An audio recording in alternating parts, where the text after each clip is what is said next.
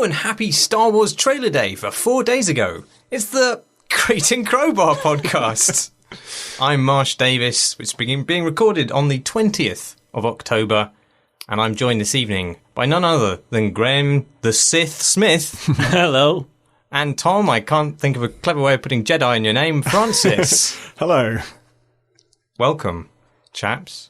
Thanks. What's the news this week? You've been doing something exciting and new, Tom. I think I was overselling it a little bit. I guess it is exciting to me because it'll save me a bunch of money. The most exciting thing of all. I have actually... so I think we talked once about the fact that the UK was passing law to give tax breaks to video game developers. And I became a video game developer, and they did pass that law, and it's in effect now. And yesterday, I actually took the test to find out if my game is culturally British. My game is set in space. And so you would think maybe no. They have questions like, how does your game contribute to British culture? And I said, pass. For each category of things that you can possibly... The way they do it is you have to score a certain number of Britishness points. And if you get more than 13 out of a possible 32, then you are culturally British and you're eligible for the tax break. And the tax break's a big deal. It'll end up saving me a lot of money. And the questions, each one will have a certain number of points, the maximum number of points you can score. And so it'll ask you something like, is the setting of your game in Britain? And if it is, you get 4 points. And if it's not specifically anywhere else, as long as it's not a different country, then you get 3 points. Really? Yeah. And if, like, some of your game's set in Britain and the rest of it's set somewhere else, you might get, like, 1 point. Maybe it's just a really optimistic world in terms of British politics in which we assume the domination of space by Britain and Britain alone. And fantasy worlds and, like... prehistoric times, I think, qualifies. Like, anything that isn't specifically another current country gets you in. And so it turns out heat signature is massively British. It's 22 out of 32 British. Wow. Mostly because I am British and the artist John Roberts is British. And there's only 3 of us in total, so that's 66% of us are British. Wow. And I do 5 jobs, so I'm 5 British people for the purposes of this. So all the high-level questions are kind of... It's a weird thing, but it's sort of... If it literally had to be set in Britain and everyone had to be British, it would be weirder to me. It would be, like, more intrusive. It would be like them telling you, like, you just got to make games about Britain. Even if you don't want to and you don't give a shit about Britain, you can save so much money by just pretending it's Britain and just saying this guy's British and that guy's British. It would kind of suck. But because you get a free ride if you just set it anywhere... Like, as long as you're not making games... I think it was really like, don't make GTA and set it in America. Like, if you're going to make GTA, set it in Britain, please. Or set it, like, in a completely fictional place. But then you get to the more detailed bits where after you've told them, oh, yes, I deserve 4 points for the setting of my game, then it says, well, what is the setting of your game? Tell us a paragraph about it. And then they ask you things like... It's very so much set up to kind of cater to traditional games where... It feels almost like they're thinking about Uncharted when they pose all these questions. So things like, Uncharted, I think one of them, maybe 3 starts in England, and then there are levels in all across the world. And they ask you, how many levels does your game have? Or, what is the playtime of your game? And heat signature is infinite. You could say that the ships are levels, or you could say it's all one giant level, because that is literally how it works in Game Maker. There's just one level called space. It's all in space. So maybe my game has 1 level, maybe it has infinite levels. And the question is, how many levels or what is the playtime? And they don't say what units to use for the playtime. And they also don't give you the option to say which of those questions you're answering, whether you're saying levels or whether you're saying playtime. Right. So you just have to enter... I wrote in that box 20 hours, because I thought... I could try and say infinite, but then it actually breaks down because they are going to do maths on how much of it's set in Britain or not specifically another country versus how much is set. Well, divide by infinity. It's going to take them a long time. So I thought, well, they just want a figure. So, if someone really likes the game and they can't actually complete it, but they could spend 20 hours just doing stuff. And, that's just a ballpark thing that could happen if they like the game. And then I tried to submit that. And it says, error. What you enter must be an integer. And so it had reacted to the fact that I've written hours in there. So, because it's actually going to literally, there's a JavaScript thing that's going to divide this figure by that figure. So you can't put anything in except just a number. But then you can't say what the number is. So you can't say whether it's levels or hours or minutes or anything. So heat signature is just 20 long now. Just 20. It's 20 long. It's 20 long, and all 20 of it is set not specifically in a non-British country. So it's British as fuck. So British, because all 20, when you play it, you'll see every one of those 20 is not in America. But anyway, I should say it's a... I'm enormously happy that they're doing this, and I'm very grateful for the huge amount of money they're going to save me. And it's a cool thing. Basically, the reason that heat signature passes with flying colours is not so much that it's set in space, it's that, well, I said, I'm British and John's British. And so it's really just the government saying, hey, you're in our country and you're making games, so here's a tax break, which is lovely. What is the tax break? Like, what's the percentage that you get? 25% of your core expenditure on your game comes off your tax bill. Okay. So it's a pretty, huge amount. Is that true of any sized corporation doing this? Yes, but there are lots of questions about the makeup of your team and how many of the people are British and all that stuff. And what does British mean in that context? Born in Britain or just working and living in Britain? British nationality. I see. I had to specify what the three main characters are in heat signature, and all of their nationalities. So I had, you have to enter something. So procedural generations really fucked this. Luckily, I've been keeping a document that's just lists of cool names. Like every time I hear a name that sounds cool, I just write it in that document, and then one day that will be the list for generating names. Yes, Juan Delgado is a British national. One of the names I put in was Celestine Fiasco. And so I just put in three random names and then said all of their nationalities are unknown, and all of their I think it's birthplace you have to put in. All of their birthplaces are space. And then explained in you have to write a paragraph about each of those three characters and like why they're the main characters. Justify why this is one of the main characters. And say there are no characters in the entire game. They're all randomly generated. But these are examples of names you might get when you randomly generate a player character. And the player character is definitely one of the main characters because it's the only person with a name at all at the moment. That's fantastically weird. Yep. Strange country we live in, but quite cool. What have you been playing, Graham? I've been playing Downwell, which goes down well. It does. And you go down a well in it. Yeah. It is a game for mobile and PC, created by a Japanese man. I think it's his first commercial game about going down a well. It's a platformer, but instead of side-scrolling, it scrolls downwards. And you've got gun boots. You have guns for boots. I did not know this when I played it. I played several playthroughs without knowing that you have gun boots. So all I did was jump, and you can get by okay on that because you can jump on people's heads. And then one day I pressed jump twice accidentally, and that caused bullets to shoot from my feet and for me to levitate for a little bit. I was like, oh, that's the game. It's such a simple little idea, but it's incredibly well made. In a way that I find these games quite difficult to talk about, because the things that make this game different from, well, I was going to say my first game maker project, but in present company, that's probably not the best example. But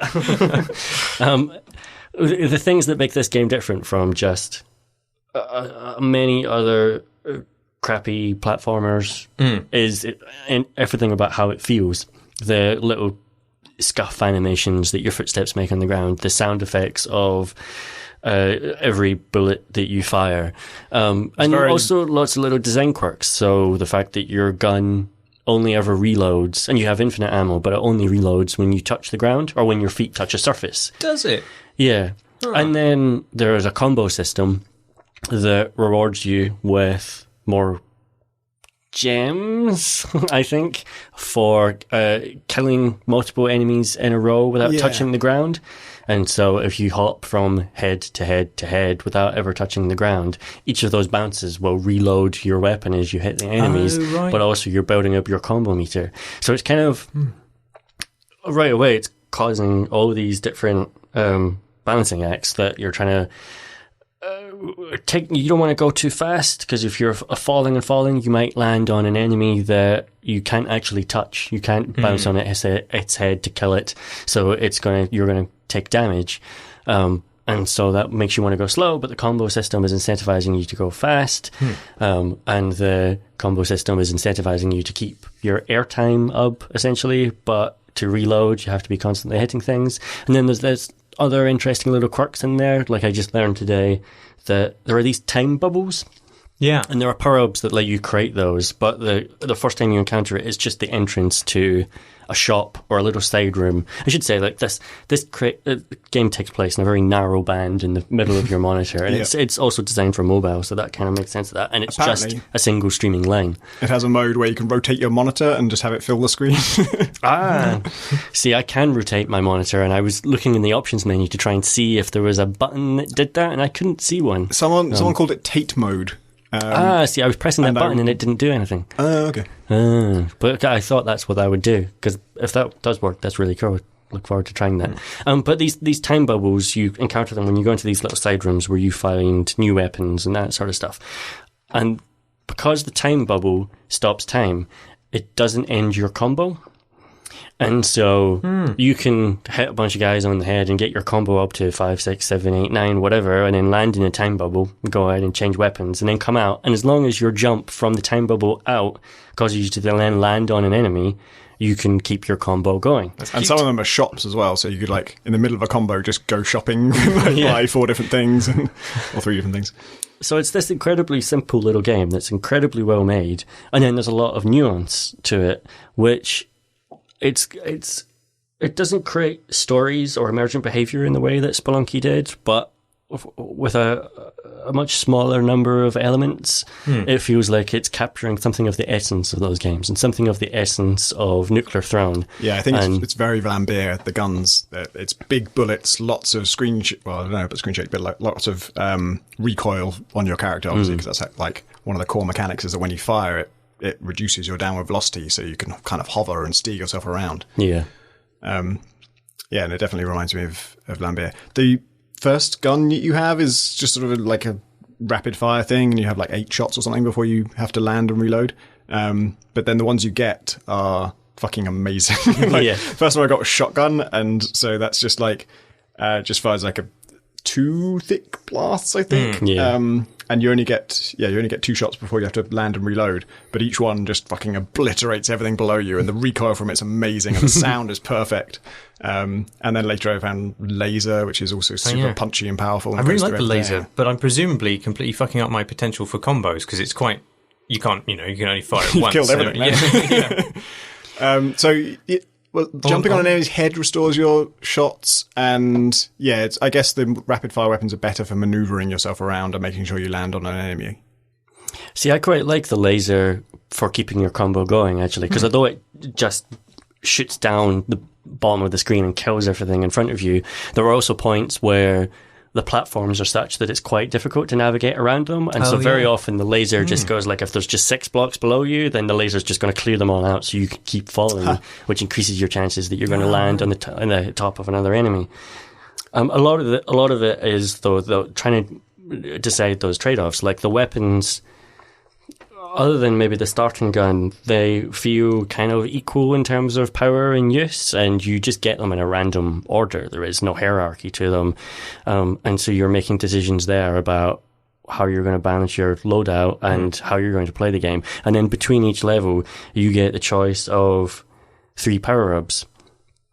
And you get that at the end of every level, and some of those power-ups are really fucking powerful. In fact, some of them I think are maybe too powerful, not in terms of game balance, but in terms of just making sense to your strategy. Like, there's one that causes every destroyed block to fire a bullet of its own.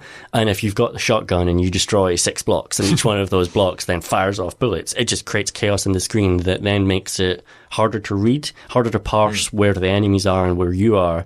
And there's parts of that which I think maybe the game could do a better job of communicating that stuff to you, but partly it's forcing you to make a decision of, well, don't choose that power-up then, and then don't choose the shotgun if you're worried about the screen becoming cluttered and that sort of stuff. That's my main complaint at the moment, really, is that I just find it very hard to read, and particularly because there's a critical difference between enemies you can jump on and enemies that hurt you to jump on, and you also need to know exactly where your dude is, and all 3 of those things I've been confused about it, even now that So like, I play the first level again and again, basically, because I never get much further than that. Yeah. And so I know all the enemies I can encounter. I know all the rules about them. But just even now that I know exactly what they look like, still in the spur of the moment, if you're not stopping at every platform, then the game moves incredibly fast. And you have like one frame to identify that monster that's overlapping these other two monsters is a danger one, and you can't fall on there because it's going to hurt you through those other ones. Is it not that the red monsters you can't jump on? Or is that inconsistent?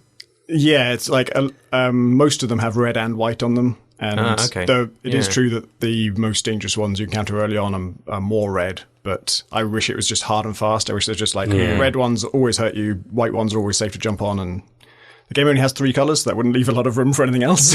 But I would add a 4th colour. I would add a 4th colour, and then I would add a 5th, and I would make the player a completely different colour from anything else, because also you're white, and blocks are white, and dead bodies are white, and then various explosions are also white, and so you do at times. Yeah, it does look nice though that way. It does. It looks lovely. Well, they have unlockable themes. Like the first things you unlock, like, even after your first playthrough, you'll probably unlock. Now you can play it in blue, and now you can play it in green, and then you can play it in GBA colours, and then you can play it in other things. And so that could still be there. Like they could reduce the palette down for those if they wanted to. There's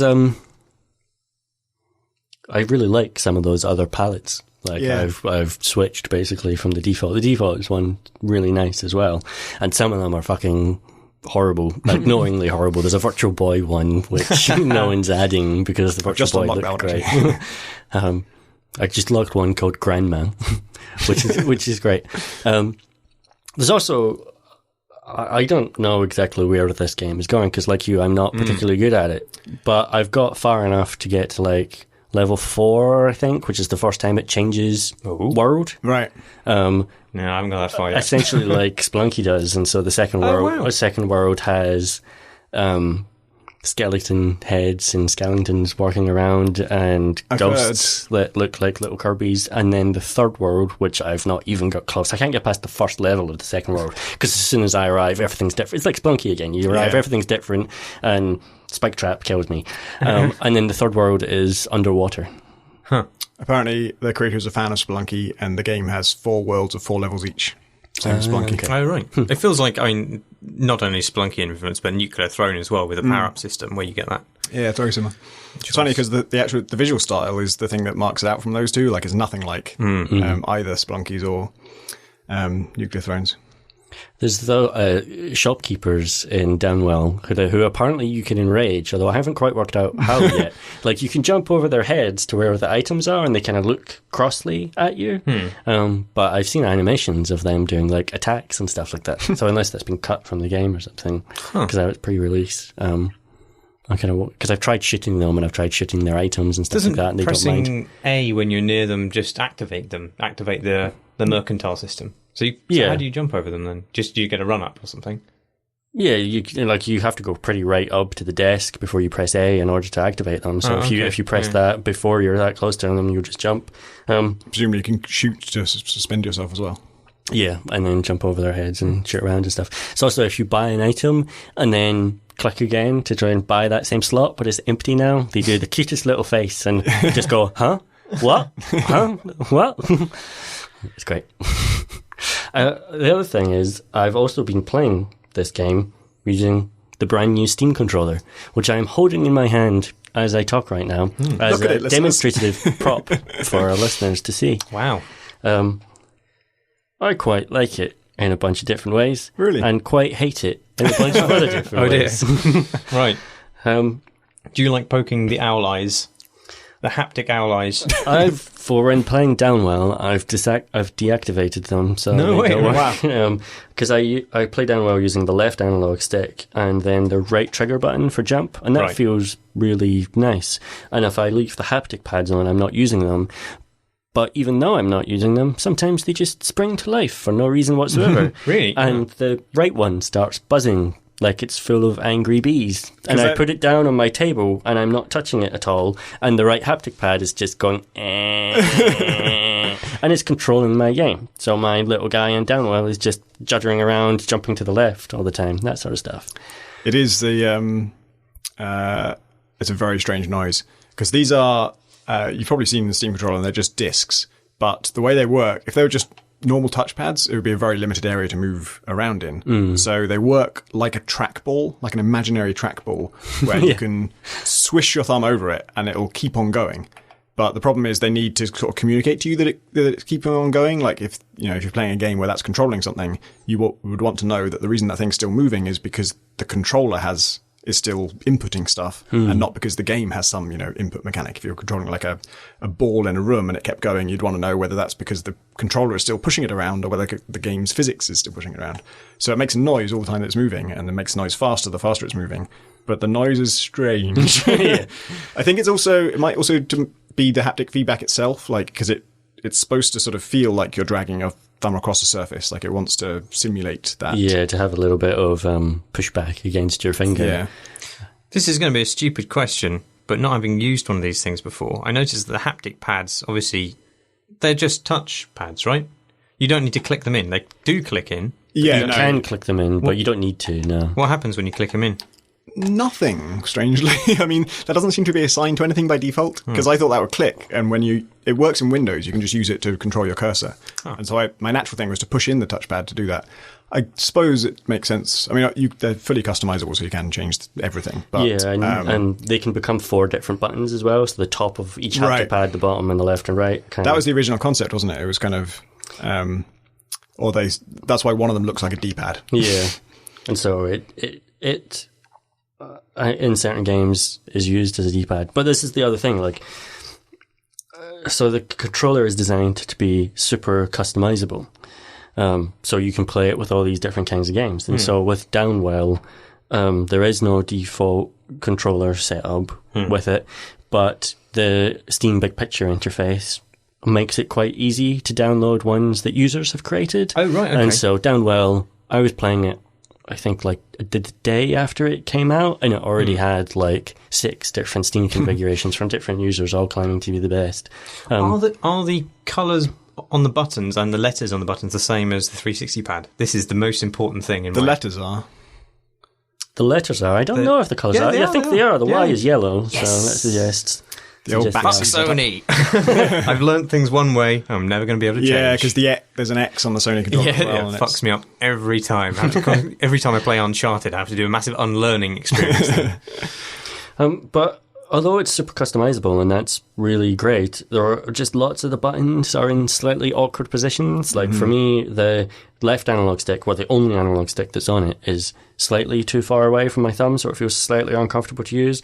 Similarly, the X, Y, A, B buttons. The X, Y, A, B buttons are really small, and so when you press them in, you feel like you're pressing your finger into the chassis of the actual thing, which is quite uncomfortable. As well as having 2 triggers at the top, as is customary now. It's also got these kind of back triggers that are on the bits that your palms are holding, and those are quite nice. I use those as start button, for example, in Downwell, which is quite good, but they're really easy to touch accidentally because they're on the handles of the thing. Yeah. So, if you get in a stress situation, it's literally... you'll be gripping harder, right? Well, there's that. But I'm thinking more of Downwell is paused and my controller's on my desk. I go to pick up my controller and instantly unpause Downwell and suddenly I'm falling down a well. That's not a great controller Downwell. I don't want to be falling down a well. I press them accidentally constantly, so I have to leave them unbound to anything. I do like the lower triggers where you can pull them in and then they have a click at the end. So you can pull them in smoothly to, presumably they said to aim in a first-person shooter and then click to actually fire. But I will never do that because I'm not even going to try it with a first-person shooter, or indeed any 3D game, or indeed probably any game ever again because I hate it. Why do you hate it? I was really excited about this. This is like, a big niche that I need filling. I need something that I can play PC games with that isn't a mouse and keyboard, even if the PC game was designed for mouse and keyboard. It's perfect, in theory. But I got mine recently and very excitedly tried it out. Firstly, when it comes out of the box, it's just a piece of garbage. It crashed Steam immediately. All the time that it's plugged in to both, I tried it on 2 different computers, all the time it's plugged into either of them, the cursor is just constantly moving, just constantly wobbling and straying around the screen without you even going anywhere near the touchpads. It's just constantly outputting some input, which is absurd. It's just broken. And then after, I couldn't update, it can update its firmware from Steam, which is nice. But I couldn't update it on my laptop because it had crashed Steam, and Steam would not stop. It pops up with a dialogue thing every time you you're using Steam with it plugged in, it says, oh, you should be using big picture mode. And it makes a ding, ding, ding noise if you try and do anything except respond to that dialogue. But it also crashed Steam, so responding to that dialogue also made it go ding, ding, ding, ding, and would not get rid of that dialogue ever. So Steam was just hung in that state, and I couldn't get rid of it. So I had to unplug it from that machine to get Steam to work again, and then plug it into my other machine, which could update it, and after that it was much more stable. Also, before the firmware update, if you slid your thumb across the touchpad, which is a thing you have to do all the time, it would shoot across, and the whole idea is it kind of has this momentum, and it'll keep traveling that direction. But about 50% of the time, or maybe 30% of the time, once your thumb left the touchpad, it would just rocket back to the position it was in before. So it would, like, when you're swiping right, it would shoot left. Oh. And that's kind of fatal. Yeah. That's just not working. So anyway, after the firmware update, that fixed that, and it fixed the drifting problem. And I tried to use it for not the most ambitious game to use a cursor-driven interface for 80 days, where there's almost never any time pressure. There is, like, briefly at certain intervals. And yeah, I just find it massively uncomfortable to use. I think that kind of touchpad, I quite like the feel of it. The haptic feedback is weird, and the noise of it is weird.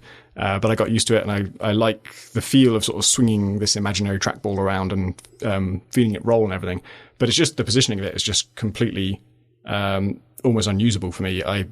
When I'm holding the controller and I want to move, first of all, the natural angle for my thumb to move is at 45 degrees across the trackpad. So that's the thing I can do easily, is move the cursor 45 degrees. That never really comes up. You never need to move the cursor in a straight line 45 degrees. You frequently need to move the cursor directly up or directly across, and that is really uncomfortable. Like, directly up is just is difficult, and directly across, there's no way for me to do it without moving my hand away from the controller. Like, my palm has to come out of contact with the controller to move my thumb that far across it. Right. Because the right edge of the trackpad is literally at the right edge of the controller. So my thumb does not naturally go that close to my palm. I have to just move my hand to do it. And then even when it's not, even when I'm not doing that, I mean, that's the problem I have a little bit with thumbsticks anyway, is that my natural motion for them is not exactly vertically up or horizontally across. And so that's slightly irritating.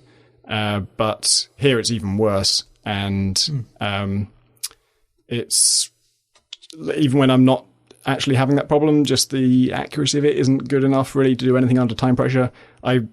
Two games I was playing at the time were 80 Days and Human Resource Machine, which I'll talk about later. Both of them involve dragging things. If you want to buy anything in 80 Days, you've got to drag it from the shop to your luggage and vice versa. And any time I had to drag something, it was so infuriating to do it that I had to just put the controller down and get a mouse out and just do it, like, just for that bit. Then I go back to the Steam controller because I wanted to give it a chance. But it's been so bad and so fundamentally bad. Like, just the shape of it is the source of most of my problems, that I don't know if I will even give it a chance. I don't know if I'll even try it for anything else. I think it's just going to sit unused now. It's not quite as comfortable as the 360 controller, but maybe my tiny bird-like claws are better suited to it than your actual man hands, Tom. I wonder, though, I mean, because the two trackpads, which replace what would normally be analog sticks, I guess, are so much larger than analog sticks. I think analog sticks, you wouldn't need to push them as far. You wouldn't have, your thumb wouldn't have to travel as far to have the kind of max up on a thumbstick. But is that the case here? Or I assume you can configure the extent to which you need to move up. The sensitivity, yeah. I must say I haven't messed with the sensitivity. Maybe I should. But the main way it sort of compensates for that is the difference between that and a thumbstick is a thumbstick can only move within this very confined region, and therefore thumbsticks never map to a position of something. They always map to the velocity of something. So when you're pushing all the way to the right, that means it's maximum rightwards velocity, not maximum rightwards position. Whereas a trackpad, normally move your finger to the right of a trackpad on a laptop, that means maximum rightwards position. And here it's quite a good idea for getting the best of both worlds, where within that circle it's controlling the position, and then if you want to go further than that circle, then you flick it and it continues to travel in this. If you ever spun Google Earth, it's that kind of thing. Right. Oh, weird. So this was made internally by Valve, right? Or did they outsource it to somebody? No, they did it themselves. So are we glad that the Vive is being made by HTC then? Well, luckily we've used the Vive and it's fucking awesome. And the controllers of the Vive are fucking perfect. They're amazing, perfect pieces of technology that are exactly precise, and they're better than a mouse in almost every way. If I could just have one of those and it just translated the motion to 2D, I think I'd be really happy. It's... Anytime, I've criticised this in public a couple of times, and anytime I've done it, people have come back and said, actually, you just need to configure it. That's where, that's what PC gaming's all about. That's what I want. I want to tweak things. Do you hate PC gaming? Yes, a little bit. What of it? I don't mind tweaking things, but I want something that works well from the start. Yeah, ideally, that was without my having view. to... But the things that people are saying, oh, you just got to tweak it to, are things like, well, you're saying that the haptic pads are just jerking your mouse pointer around and installing the firmware fixed it for you. It didn't fix it for me. Right. It's just broken. Like, that's not a customization thing. That's just a thing that's not doesn't work. Yeah. And then having to configure it individually for every single game doesn't sound like that much fun. And although users might create their own configurations and stuff like that, there's not currently any kind of rating system for those things. So it's hard to get a sense of any consensus. And although there's the ability for game developers to create official configurations and those appear in a separate menu, no game I've looked at yet actually has one. And so there's that. Yeah, and I'm hopeful for it because I like that it's customizable, although I don't want to do that customization myself. So maybe there are ways to use it. But the other thing I've been playing with is the Steam Link, which I also pre-ordered and got delivered on the same day, on Friday. Remind me what that is? Isn't that just like a booster signal thing? It's a little set-top box, like a Chromecast, which is designed to stream games from your desktop PC to your television. So if you don't have an old laptop around, or if your old laptop's too shit to do this with, you can get a Steam Link and use in-home streaming, essentially, to run games from your PC upstairs to your big TV in your living room. Now, I do this kind of thing all the time with the Chromecast and with my Chromebook and that sort of stuff. I use my Chromebook laptop to control my PC upstairs from my couch. I use my PC upstairs to stream television programs legally to my TV. And so I want to do the same thing with all the games on Steam. Sure. And yeah, okay, I accept that there's going to be some latency issues, so I'm not expecting to use this to play Counter-Strike. I bought being able to play something like 80 Days or Her Story or any one of a number of strategy games like Civ 5 using the Steam controller, which is supposed to be good for that. You know, these games aren't time sensitive. That would be really nice, not to have to rebuy those games on the PS4 just so I can play them in the living room or play them with other people and that kind of thing. And so it got delivered on Friday, and its official release date, I think, is the same as the Steam controller. I think it's November 10th, but fewer people seem to have received their links yet. And Valve have said that there's more firmware updates to come, and they would like people to hold off on their reviews until November 10th. But I bought it with my own money, and if Valve aren't going to hold off on making money and selling this thing, I'm going to talk about it anyway, because my experience with that has been worse than my experience with the Steam controller. The Steam Link hasn't really worked for me, even a jot. You take it out of the box, and it's maybe about 2/3 of the size of a external DVD drive that you would get for your PC. So about that width and same height and that sort of stuff. It's a little box with HDMI ports on the back, plug for your network, and a couple of USB things. Setup's dead simple. Plug it into your TV. All that all worked fine. It detected my network. It detected my PC upstairs that was on my network. So I was able to log straight into my Steam account. Didn't even need my username or password or anything like that. As long as I typed in like the 4-digit code it gave me into my desktop PC, that was it. I was in, and I could browse my library, and it seemed like everything was going great. Right up until the point where I tried to play a game with it, and I've only found one game so far that will actually work on even the most simple of grounds. And I've used in-home streaming before with a shitty laptop plugged into my TV, and it's been quite good. But on these occasions, I can't even get a game to appear on my television screen. The sound is there. So if I run Downwell or I run Nidhogg or any of the other games I've tried, I can hear the game running in the background, but I can't see it. All I can see is a kind of frozen image of the Steam UI big picture bubbles thing that normally kind of moves around in the background, but it's just a static image, like it's frozen, and the game, I can hear it. And if that kind of thing happens on the desktop, then you can easily close down the game. And if you're on desktop and you're running big picture mode, then you can go back into big picture mode, and there's an exit game button actually on the Steam interface, so you can close the game down. But for some reason, that button and that kind of menu doesn't seem to be there when I'm running big picture mode through the Steam Link. I don't know if the interface is deliberately different or what is happening, but there is no way to exit a game which I can't see because there is no button on the Steam interface to do it, which means on every occasion when it goes wrong, I have to walk back upstairs to my computer, close the game down, and then walk back downstairs to try again. And I just can't get any game to work except for two instances. One instance where I ran the game on my PC upstairs, then went downstairs and turned on the Steam Link and booted it up, in which case I was able to get the game, Downwell, to appear on screen, but it would flicker intermittently back and forth between Downwell and the Steam interface, so I could never actually ever control it.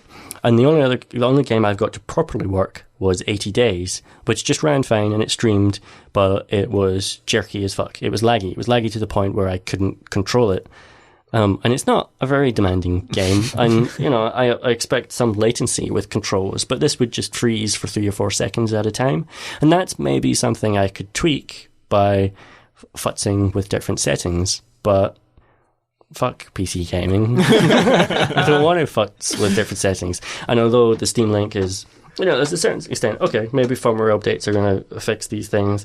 I've read reports of other people who have had better times with it than I've been having. I've also heard lots of people who are having problems. I know what I'm getting into when I'm an early adopter of the first generation of any product. And yes, this thing is pitched as, hey, you're a PC gamer. PC gaming is about options. Here's a new way to play. But it's also for people who want to play games on their TV. And that's normally a simple process involving a console. And this has just been a complete waste of time and money that feels like it's going to take me hours of fiddling with to get actually working. Maybe it's my graphics card, maybe it's my graphics card drivers, but... Oh my god, Valve's almost made Graham angry. I'm quite angry. It seems like these things aren't ready for launch, but I've heard that the Steam controller went through massive revisions and, it used to be much, much worse, and then they, made it much better, supposedly.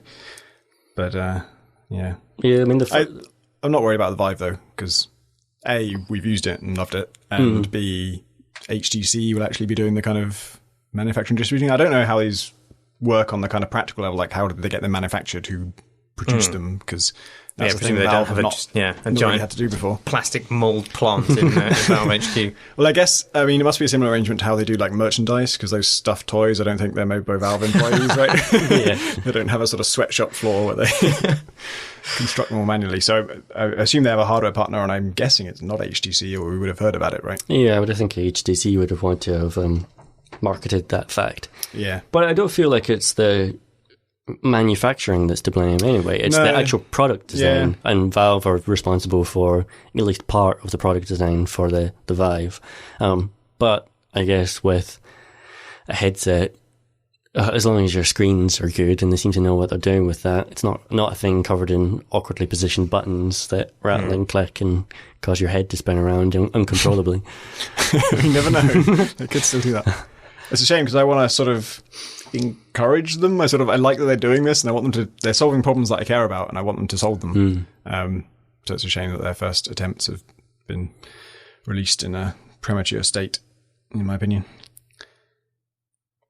What you've been playing, Tom? I've been playing, Downwell, Mushroom 11, which I think you might talk about. I also have been playing that. Time in that. But Human Resource Machine I should talk about, because that's the one I've completed. And I've played probably the most out of all these. And it's by Kyle Gabler, Kyle Gray, and one other person. I've got better at remembering who it's by. I've got two people now, and not just Kyle Gabler. Kyle Gabler and Kyle Gray did Little Inferno together, and maybe this third person did as well. But they're Tomorrow Corporation. That's the company that did Little Inferno. And Kyle Gabler was one of the two people who made World of Goo with Ron Carmel. Who also released a new game on the same day as Human Resource Machine, which was also World of Goo's 12th birthday or something. Oh, wow. It was maybe 8th birthday. It was also the release date of Mushroom 11, wasn't it? And I think even Downwell might have come out on that day as well. Maybe. Mushroom 11 has an excuse in that it was National Mushroom Day in America, so National that's a neat tie-in. And World of Goo's birthday, so all these three games had good reasons to come out on the exact same day. Human Resource Machine is a game where you program an office worker. And the blurb for it is very interesting, in that it says that you program an office worker, but then all the rest of the blurb is kind of about trying to get back all the people they just lost by saying that it's a programming game. Because it's like, but don't worry if you can't write a program, because programming is just logic, and you just drag these commands around, and you just you don't have to write a line of code, you don't have to type anything in. And programming is beautiful, and this will show you why it is. And I think we might have different opinions on this game, Tom. Well, maybe not. So I do like it. It's the screen that, when you're actually playing the game, on the left-hand side there's a conveyor belt. It's a beautifully drawn scene of an office. And the conceit of the game is basically you're not programming a computer. There are no computers involved in it. It's all just a human following instruction sets that you write for them, and they process cardboard boxes that have numbers written on them. And down the left-hand side of the screen, there's a conveyor belt of inputs, and on the right-hand side of the screen, there's a conveyor belt for outputs. There's nothing in it yet. And then between those, there's floor space, and the floor space is just marked squares. Just initially, it's just like 1, 2, 3, 4, or sorry, 0, 1, 2, 3, and then next to that, you have a kind of a space where your code is going to go, and a list of instructions that you can choose from. And you drag an instruction to the code space, and that's how you write your code. So you don't type anything. You're just dragging instructions from one place to another. And the instructions will tell the most basic instruction you get is just called inbox. And when you put that in the instruction list, your little worker will, when he reads that instruction, he'll run over to the inbox conveyor belt, pick something up, and that's it. So if you want him to then put it in the outbox, then you'd say inbox, outbox. And that means he'll go to the inbox, pick something up, go to the outbox, put it down. And then if you want to add two things together, which is one of the early challenges, he needs to go to the inbox. Your instructions will be inbox, copy to 0, inbox again, add 0, outbox. And that means go to the inbox, put it down in slot 1, slot 0, go back to the inbox, and then add the thing that's in slot 0 to the thing you're holding now, and then output the result. And it's like what you're holding at the time is very important, because all of the commands you can actually do anything with involve checking what's in your hands, like add what's on the floor to what's in my hands, or is what's in my hands negative, or is it 0? And then you can, by checking those things, jump around in the code. So you have a jump command that says, once you get to this, if you want to repeat something, then you just have a jump command at the bottom that says, go back to the start. It's really just go to. And you can have conditional jumps that say, if what you're holding now is negative, then you go back to step 3 or whatever. And that's almost all the commands you get. There are a few others. Right. There's not much more complexity. It's very, very focused on keeping that instruction set very small. And the instruction set is very, very weird to me, because I program for a living, but I've never done the kind of low-level stuff, and I didn't do programming at university, and so I've never learnt assembly code. And apparently this is largely analogous to assembly code, which is kind of how your computer works on the very fundamental level. It's how, once you get down to what the processor actually has to do, it can't process like the raw code that you've actually written in something like GameMaker or Unity or C++. It has to break it down into, okay, what number do I need in my memory right now, and where do I put it, and then where do I get the next one to add it to? And an if statement has to be about subtracting things and comparing things to 0. And you just don't have anything to work with. It's got to, if you want to add 26, it needs to know where is 26 in my memory registers. So that kind of really, really low level stuff, like physically, well, maybe not physically, but which byte is the data that you need me to reference in? You need to know that kind of stuff. And apparently there's jump command, which is like go to. That is sort of how you do conditionals in assembly language. I think I actually have programmed in assembly language once, because my dad programs microprocessors. And when I did work experience at school, I thought the skivy thing to do would be to work for my dad for a week.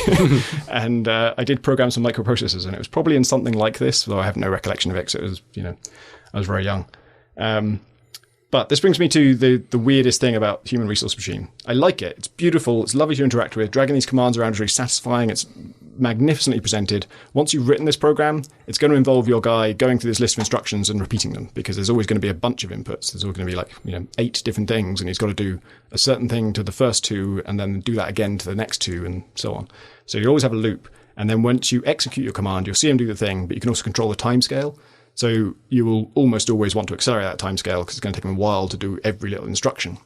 And it's lovely to watch him go around executing all your commands in the exact order. And once you get it right and it's going to produce the perfect output, it's really satisfying to see this incredibly rapid thing. He just whizzes around the room, picking up all these boxes, putting them down. He'll do things like, if he needs to increment a counter, there's a special command for that, and he just kicks it on the floor. The number goes up. And there's a different sound effect for all these things. They're picking up, it's all done like they're cardboard boxes. And so there's something lovely about interacting with it. But they're really, really obsessed with this idea of, to me, it seemed like they're really obsessed with keeping it to a very small set of instructions that are just a bit annoying and weird to use. There's no if statement. You can't say, if this equals that.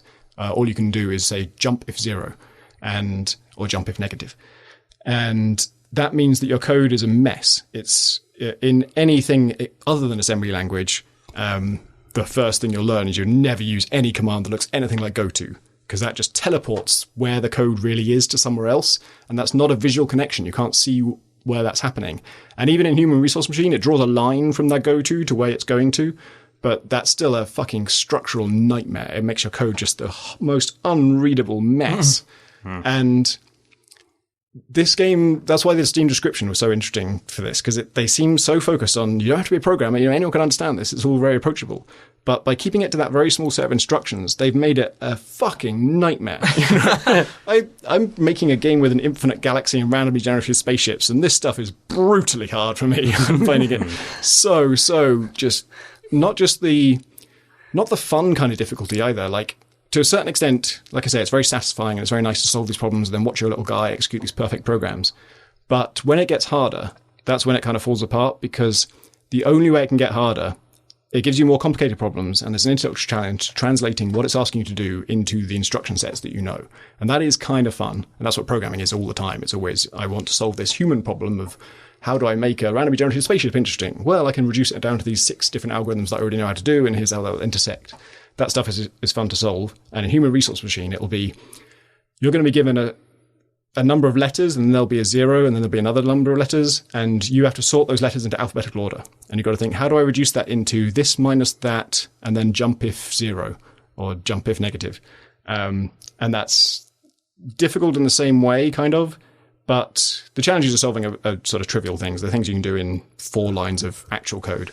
And the only reason it's complicated is because you're restricted to these very small, simple instruction sets. But you can't do any of the things that make programming pleasurable, that make it neat, and that make it feel like... The great joy of programming for me is that you solve a problem, you solve a really low-level problem. Like, I just want to find all of the spaceships in the galaxy and find which one's closest to me. That doesn't sound like a low-level problem, but it is. Like, there's a certain number of objects, we don't know how many there are. I want you to look through all of them, for each one, find its distance to me, and then store that smallest one. And that's something there is a built-in function for it in GameMaker, but I end up, for various reasons, needing to solve it myself as well. I'm writing my own version of that function. So it's a really low-level thing. But once I've written that function, I save it as a function, and then anytime I need it again, I can call it. I can say, now I don't need to know what the nearest spaceship is, but I need to know what the nearest enemy is. So I just plug enemy into that function. I don't rewrite the function or change it or anything. You pass that as an argument. And that's one of the great things. And now it's almost like you're making your own language. You get to this problem that I solved once. I've solved it forever, and it's just got a word now, and I invented that. And I didn't invent it, obviously. It's been done a million times before. But in my own little universe, I was the one who made that program, and then now I get to call it. And then you get more powerful. You get to you solve really complex, interesting problems by saying, all those little problems I solved, I don't have to solve them again, because I can just call them from when I last solved them. I've written this nice code that can be reused and used in different contexts. And that's great. In this, you can copy and paste code. So if you feel like one chunk of this problem is the same as the last level, you can copy the whole last level and paste it in. And it actually tells you to do that at one point, because the problems it's given you are so similar that it wants you to start from the last code. And I did it. I pasted it in, and I thought, I just don't know what the fuck any of this says. It's just a fucking mess. It's garbage. Because it's all one long line. You can't even indent anything. And like I say, you can't have if statements. If you look at a normal piece of code that's running in a game, it will usually basically just be a bunch of if statements or loops, which are similar to if statements, but they just repeat. And when you do that, you indent all the stuff that's affected by that. So you can see at a glance, if it says like, if player's health is less than 20, then do all this stuff, and that's 25 lines of code. else do all this stuff, and that's 35 lines of code. And those 25 lines of code will be indented, and 35 will be indented, so you can see at a glance, all that stuff is only if the player's health is less than 20. And that's not in this. You can't see at a glance anything. There's just this tangle of loops, just this spaghetti mess. And they even let you write comments to sort of label bits, which sounds like it's going to be great. But then when you try and do that, you can't type anything in. You have to draw your comment with the mouse. Oh, God. And it's on a piece of masking tape that is like the way it looks is like 5 centimeters wide by 2 centimeters tall. And so you can kind of scroll like maybe one word. You can get the word count in there, which I used a lot. And then the problem with that is, other than that's arduous and annoying, but that then takes up the space of 2 lines of code.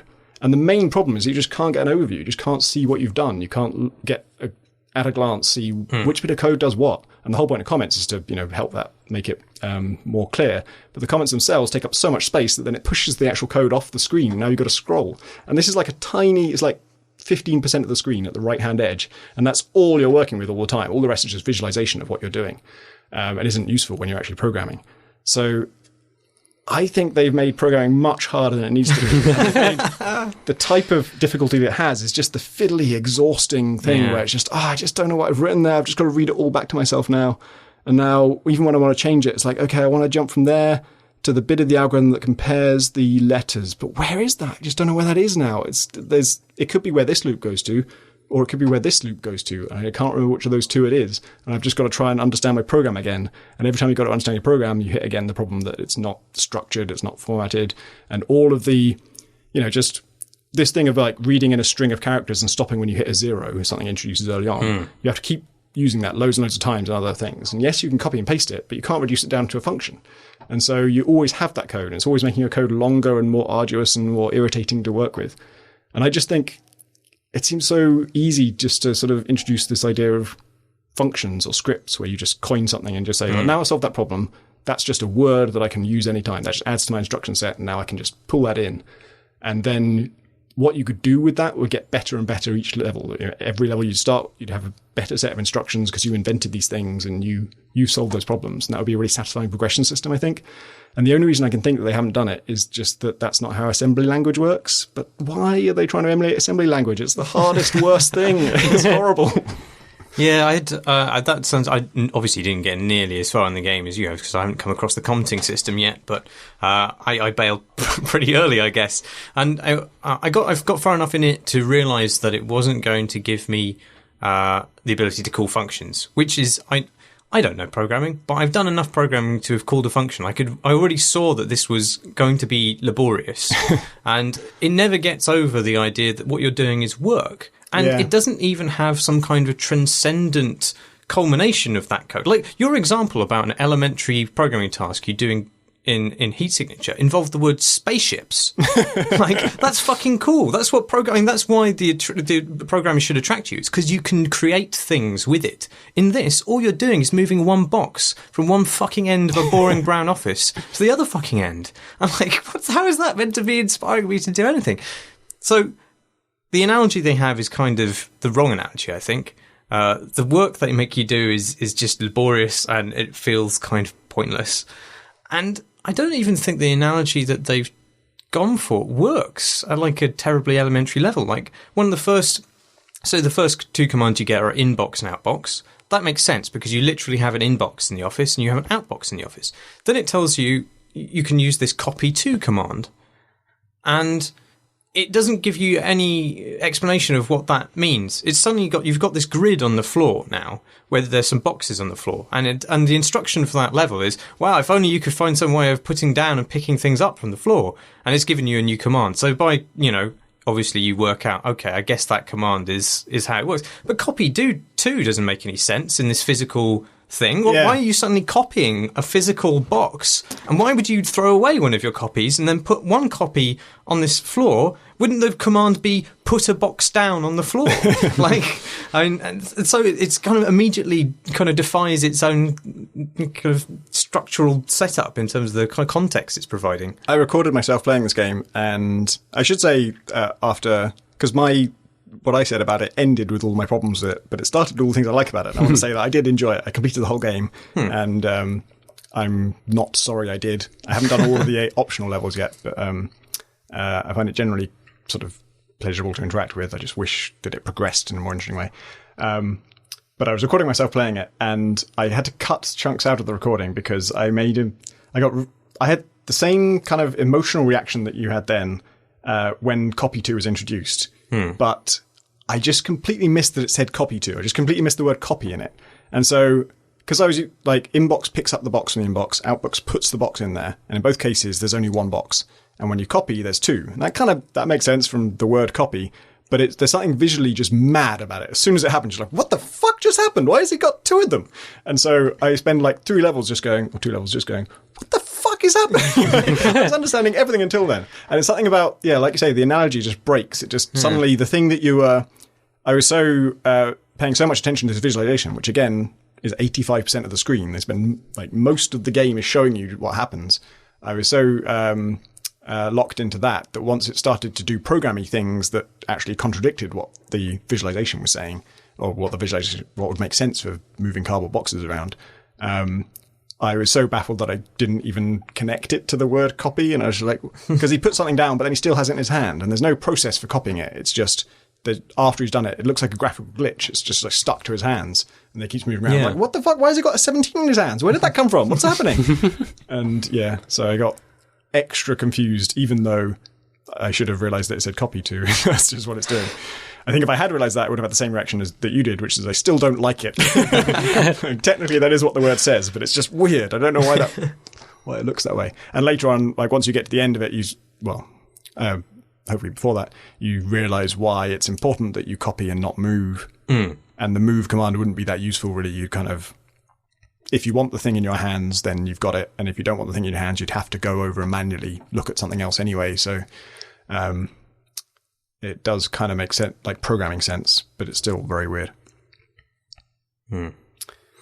Is Mushroom 11 better? It's a good question, because out of these three, all of them I like and all of them I have problems with. And I was trying to think which one would I say, go out and get that one. I much more intensely liked Mushroom 11 initially. Yeah, me too. Do you want to talk about it? No, you explain it. Okay, so this is actually a game that I've seen at every event I've been to in my career, I think. Because I only started going to events after Gunpoint came out, and I've been to a lot of them, and Mushroom 11's been at, I think, every single one. And it's a game where you decide on, and your character, if you can call it that, is a collection of, like, a blob of green cells, and your only interaction is to destroy some of them. You just click with the mouse and it destroys all of them in a certain radius. So it's like a big eraser brush, and you just wipe out a chunk of those cells. And when you do, they kind of burn away and they vanish. And then the remaining cells just regrow in random directions. So not necessarily away from the brush that you erased. They'll just try and regrow in any direction that they can. And if you keep erasing, if you hold the button down, then they can't grow into the eraser. So they sort of generally grow away from it. And that's how you move. That's like the most basic movement mechanic, because you've got to burn the right-hand side of yourself so that you grow in the left direction mostly, and that will kind of tumble you over. And then the puzzles revolve around sort of changing your shape in useful ways. And the start of it... So I have a theory about why its quality level varies in the way that it does, because, like I say, I've seen it at every fucking event I've ever been to. And I don't think I'd ever played it, but I've watched people play the early levels again and again. And the guys who make it... have watched people play the early levels a million times. Right, I see. And that's how the early levels of something get really, really good, is when you keep seeing people and you keep seeing what they struggle with, you keep seeing what they get frustrated by, you keep seeing when they quit and all that stuff, and you iron out those things. And the two things I really like about Mushroom 11 was, one is the start of the game, the first like 4 or 5 puzzles. I solved all of them without, even though I had seen the game at lots of shows, I don't think I'd ever seen... I wasn't remembering the solutions or anything. I was looking at it and thinking, how do I do this? And then thinking, as a consequence of this regrowing mechanic, that means I can plug myself into this socket and then wrench that thing over. Or as a consequence of this regrowing mechanic, I can make a ramp out of myself. Or as a consequence of this regrowing mechanic, I can do this. And each time I was discovering that thing as a thing that made sense given the rules I knew, but a thing that wasn't immediately obvious to me. And so I had this lovely little series of, every time I got stuck, I saw what the problem was, saw how to use the things I already knew how to solve it, And that gave me a new piece of knowledge that I could use again in the future things. And for like 5 puzzles, I did all of that without a single word of tutorial. And that's the thing, every motherfucker thinks their game does that.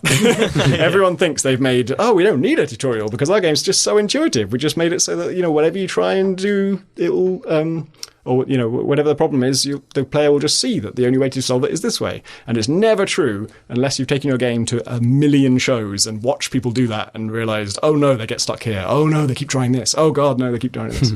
And I think, I don't know this for sure, but my suspicion is that the first few levels of Mushroom 11 have been the ones that people have been playing at shows, and so they're just hammered out to perfection. And it really, for those first 5 puzzles, I was really thinking like, oh shit, feels like the first time I played World of Goo, or one of those like proper classics where everything's just so perfect. And then it even has boss fights that I really liked. Yeah, they're really good. That's a sentence I never say. What kind of things are you fighting in the boss fights? So it's set in a post-apocalyptic world. You are obviously some kind of horrible mass of organic matter that has come alive. You're tiny though, right? You're like a small... No, you're big. Oh, that makes more sense, but I thought you were like... Big as a car, I think, probably. You don't get a lot of frame of reference, do you? So there is an entrance to a cemetery at one point, which you more or less kind of fill. So you're pretty big. Huh. But the kind of landscape, it's beautiful to look at. I think I really like the way it's. Obviously, the artist. It's kind of the art style I'd go for if I was going to draw the game. I know that I'd just over-render all these landscapes and make them look pointlessly pretty. And that's what they've done. And it's kind of just, annihilated cityscapes and factories and stuff like that in the background. And the things that you fight are obviously also similarly born of some kind of transgenic, I know, science escapade gone wrong. So the plant monsters with these kind of giant fluid sacs that you have to destroy, and later on you come to a level and there's these shrimp pigs that are being bisected, presumably for food, and then cooked. So it's a future in which transgenic science has gone. In fact, actually, the cemetery has a really nice thing written over it. Well, not really nice, that's not right, but it says, "The bodies we bury atone for the ones we conceive." Which is kind of, I don't know, it's just like, wow, I read that. I'm like, oh, wow, that's surprisingly deep for this game in which I play a mould. But, I can't remember what your question was. No, neither can I, but... We're talking about bosses. I like Oh, yeah. So these kind of weird flower things, and they have, with flowers with spider arms and fluid sacs, and you have to destroy the fluid sacs by just getting on them and consuming them. You go through these levels and there's optional objectives to get, which are usually flies or plants and things like that you can absorb into your body. You don't grow any bigger, but your points at the end of the level get bigger.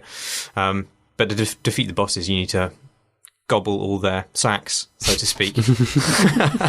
Just true in any workplace. Yeah. I think I've done... Oh, wait, I'm on chapter 5, so I must have done 4 bosses. And they've all been good. They've all been like fun. They're puzzle bosses, basically. They're, okay, it's got these sacks in these locations. How do I get to them? Because you only got to just touch them to destroy them. And each one is a unique kind of physics puzzle, and you get the principle pretty quickly, and then you've got to pull it off in a bunch of different ways. And so far, they haven't been difficult in the execution, really. They've been like an enjoyable challenge. Like, how do I shape myself in just this way that this will happen? Or how do I push myself in this way so that I'll bounce off there and fall down there?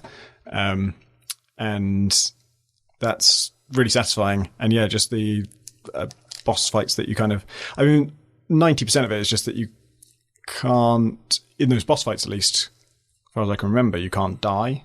Like, in general, in the game, it's... it's checkpointed. Yeah, and if you're a bigger razor brush that you scrub across yourself, if you scrub all of yourself out, there'll be just one cell that can't be destroyed. And you can die. You certainly can die. But early on, in particular, like, there'll be lava and stuff, and if your bits touch the lava, those bits burn away, but then the rest of you is fine. And then later on, you get like a sort of infectious acid thing that if it touches you, those bits are dead, and also the acid is now creeping through your body.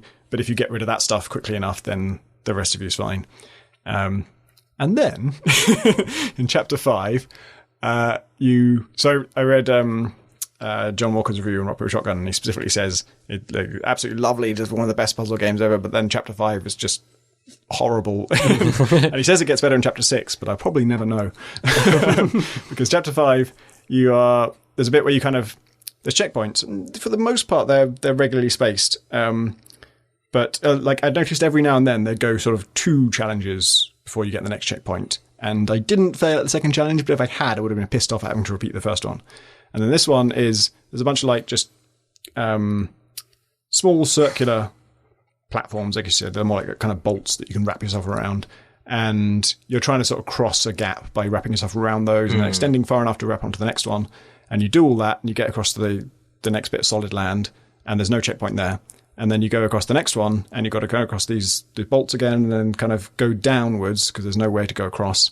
And then once you get down, there's a little passageway that you can get into. And there's kind of I thought it was a conveyor belt at first, but it turns out it's a track that you could reach. And so I very carefully morphed myself, cut off my right edges so that my left edges would grow and grasp the next bolt, and then cut off my right edges again so that they would grow downwards towards this little alcove with the track in it. And the second I touched the track, it just fried my whole being, and I was dead, and I had to go back to the next checkpoint and do both puzzles again. And that's you've never encountered anything that can do that to you. Everything else you've ever encountered can only burn a little bit of you or burn some of you and then kind of infect you in a way that you can recover from. And this is the first insta-kill thing. And there is, now that I've gone back and looked at it, there is a little bit of electricity effect on it every now and then, intermittently. But you've never encountered this before. You have no real way of knowing that it's going to instantaneously kill all of your body with no way to recover. And it's your objective. It's where you're trying to get to. You have to get into that alcove. But it just turns out you have to avoid touching the floor. And that was the first time that the game was just basically saying, fuck off. I see you've gone through 2 puzzles. Now we're just going to throw something you've never encountered before, instantly kills you, and you have to repeat both puzzles to get there again. And I just quit the game at that point. I've gone back to it several times since, and I've got past that bit. But then the bit you're getting into is like a minecart. And then all of the minecart track is fatal. It goes through several checkpoints, and you have to get out of the minecart at various times. And then if you don't get back into the minecart before it goes past you, you can never progress. You're just stuck there forever. So you have to kill yourself and go back to the last checkpoint. And I think it was whispering fuck off before that point, a long way ago. There's a couple of things about the game which I really loved it at the opening, I should say. And I think it's still worth buying and playing just for that, because it's a really unique system of movement and a puzzle system that I don't think I've ever come across before. But at some point it starts breaking its own rules. So normally, in order to move, you erase part of your blob, and it grows on the other side of the blob, and so your blob moves laterally. But at a certain point, under certain conditions, seemingly arbitrary, but maybe there is some kind of visual clue that I'm just not twigging, you don't regrow immediately. And there's no real obvious reason I could detect for this, apart from to make the puzzles that you're doing at that point just harder. And it's annoying. It's all it does is remove your only means of controlling this thing that you are. I don't really understand why they would do it. And it happens sometimes in boss fights. I think so in order to increase the hazard of you dying. So that there's a longer time limit before you regrow, so you can't just kind of, rush over objectives where there's fire and stuff like that where you'd get burnt. So you end up kind of just getting reduced to this core and then that burns. But that feels kind of cheaty and weird and kind of remarkably different from the rest of the game, those sections. Yeah, I haven't... so I've noticed that myself, that the time it takes to regrow seems to be variable, or, sometimes you just don't regrow for a long time, and then once you do, it's at the same rate. And I had a theory that it was like while you're in the air you can't regrow, but no, it's not true. that. No, it's it happens. I've seen it in lots of different circumstances, but the other thing that annoys me about it is it starts making puzzles difficult based on things that are outside of your control, and obviously your only control method is to burn parts of your body, essentially, or sort of destroy them, and yet you don't have any choice about where you regrow. And some of the puzzles require you to divide yourself in half and do something quite complicated with one half of yourself while keeping the other half the same. But you don't have a choice which half grows.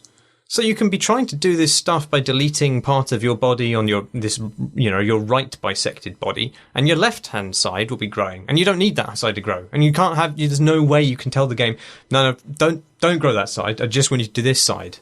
And it just involves you kind of just over minutes and minutes and minutes deleting tiny bits of your body and then waiting for it to grow in the right place and then deleting the bit when it grew in the wrong place. And it's like, what? Why? That's not fun at all. That is, I've definitely hit some bits where that just means the puzzle takes a long time. I didn't object to it though because I felt like it was just obeying its own rule. You know, it had this one rule that when you can delete stuff and it will just re-go in random directions. It's always random. It's not rule breaking, but I just don't think the puzzle design is making the best use of the system that is provided for you. I do.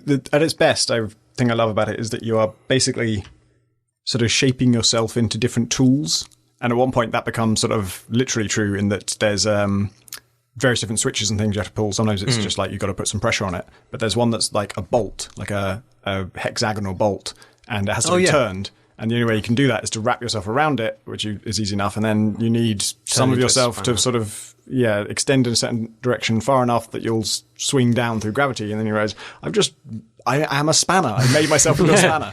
But again, constructing yourself into that shape isn't easy. But it's not easy because it's not difficult because you're an idiot. It's difficult because the game is just not set up to allow you to do that easily. And it feels like fiddliness the game at some point. Actually, I did have an idea for making that part of the game better, which was you do have two different inputs. They're both erase, but the right mouse is just a finer erase brush. And you could probably get by without that. But I wondered if you could make it so that that fine eraser kind of cauterizes you a bit, so that part won't grow back for the next 30 seconds or 20 seconds or whatever. And so you could say, like, this right-hand side of myself that I've bisected for whatever reason, because I don't want to do anything with that. You just draw around it with the fine eraser and it would cauterize all of it and it wouldn't grow, and you could control the growth in that way. Because you're right, like, most of the time, the fact that you re-go in random places isn't much of a challenge. It just makes it take longer to solve things. Every description of this game I've ever read says that you rub out on one side and it regrows on the other side, not in a random direction. Well, it is. If your eraser is still going, then it can't regrow there. And I think it might even be a special case rule that if it tries to regrow in the eraser area... No, I think it's just generally true that if it can't regrow in an area, then it will regrow on the other side. It depends at what point in the game you're playing it, because sometimes it does just regrow instantaneously. So, if you're erasing one side, it just won't grow that way because your eraser is still there. But at other times of the game, you erase and then it grows back on the same side. You're like, certainly if you kind of movement was important in this puzzle. But certainly if you just click once on the right-hand side, then where it regrows will be properly random in all directions. It won't try and avoid the right-hand side or anything. And that's when these puzzles that we're talking about, where you have to shape yourself into a very particular shape, involve you just clicking once to take off little bits of yourself. And you could hold it down in that spot, but you need to cover like 100 different spots to make sure it grows in the other 20. And there's no way to sort of constantly be erasing all of those at once. I've been playing a game that I really like unreservedly so far. I didn't know there were any of those left. I've been playing Keep Talking and Nobody Explodes. Oh, right. Which is it describes itself as a local multiplayer game, but which is a really kind of strange categorization to give it, because you can play it with anybody in the world over Skype, for example. Right. It requires only one of you to be playing the actual game, the actual software of the game, and other people need to be looking at a PDF document or physical documents if you wish to print them out. And the person actually using the software is looking at a bomb. And the people who are looking at the documents are looking at the instructions of how to solve puzzles that are on the outside of that bomb, which will defuse the bomb, presumably before it explodes. I was playing this with Owen Hill of Mojang and formerly of PC Gamer, and it was hilariously fun because we were both. Well, it was easy for me because I was just using the bomb. Yeah. Right. You can play it with lots and lots of different people, and that's advantageous because the puzzles are obscure. And they're not so much. They're not always puzzles. They are more like codes, and the document contains the solutions to those codes. And there are many different variables which will affect which code you're trying to crack. And so the person with the documents is flipping through these pages manically, going, "Oh, is this? How many wires are there? And what's the third letter on the right column?" And things like this. And you better have those answers. But it's better, I think, at least it's more efficient with more people, because you can say to them, okay, Tom, I need you to look up, this symbol code problem. I need you to look up a maze, Graham, and if you wouldn't mind looking up the wire section. And then while they're kind of prepping for it, you can take one in turn. With only Owen and me, and Owen, obviously, poor bastard, not having experienced any of these puzzles before, it was a kind of rapid learning experience. And you're like, how many wires are there, Martin? 6 wires. How many wires are there? 6. 6. Are any of them yellow? Yes. One of them is yellow. And be like, any red wires? Yes. How many wires are there? Ah! And every I blow up. But there's so you kind of it's really tactile. Apparently, you can play it as a VR game as well. Yeah, so that's how I actually thought it was VR exclusive because that's all I've heard about it. No reason to play it in VR whatsoever. Right. It just works on your desktop. So you get this kind of box which is about suitcase size in front of you, and it has a bunch of. There's like 6 panels on the front which can contain puzzles, and there's 6 panels at the back. Maybe you get different size suitcases later in the game with more panels. I don't know. And so far I've encountered, I don't know, maybe 10 different kinds of puzzle. Maybe that's a bit too high. I don't know. And the solutions to those puzzles. So, for example, you'll have a button, and it'll be a red button, and it will say hold on it. And you'll describe the nature of this button to Owen, or your beautiful companion. And they'll ask you questions about it, like, are there LEDs above it? Is there a strip on the right-hand side? And then is there a serial number elsewhere in the box? So you kind of rotate the box and you flip it over and you see if there's a serial number, and if it's got a particular letter in it, then it might mean a certain thing. Right. And how many batteries are on the case might mean a certain thing. And so he's, they're constantly kind of cross-referencing all this information, and then Owen will tell you to hold the button for 5 seconds, or hold it, and then if the strip on it turns white, then you release it when the countdown number has a 1 in it, or something like this.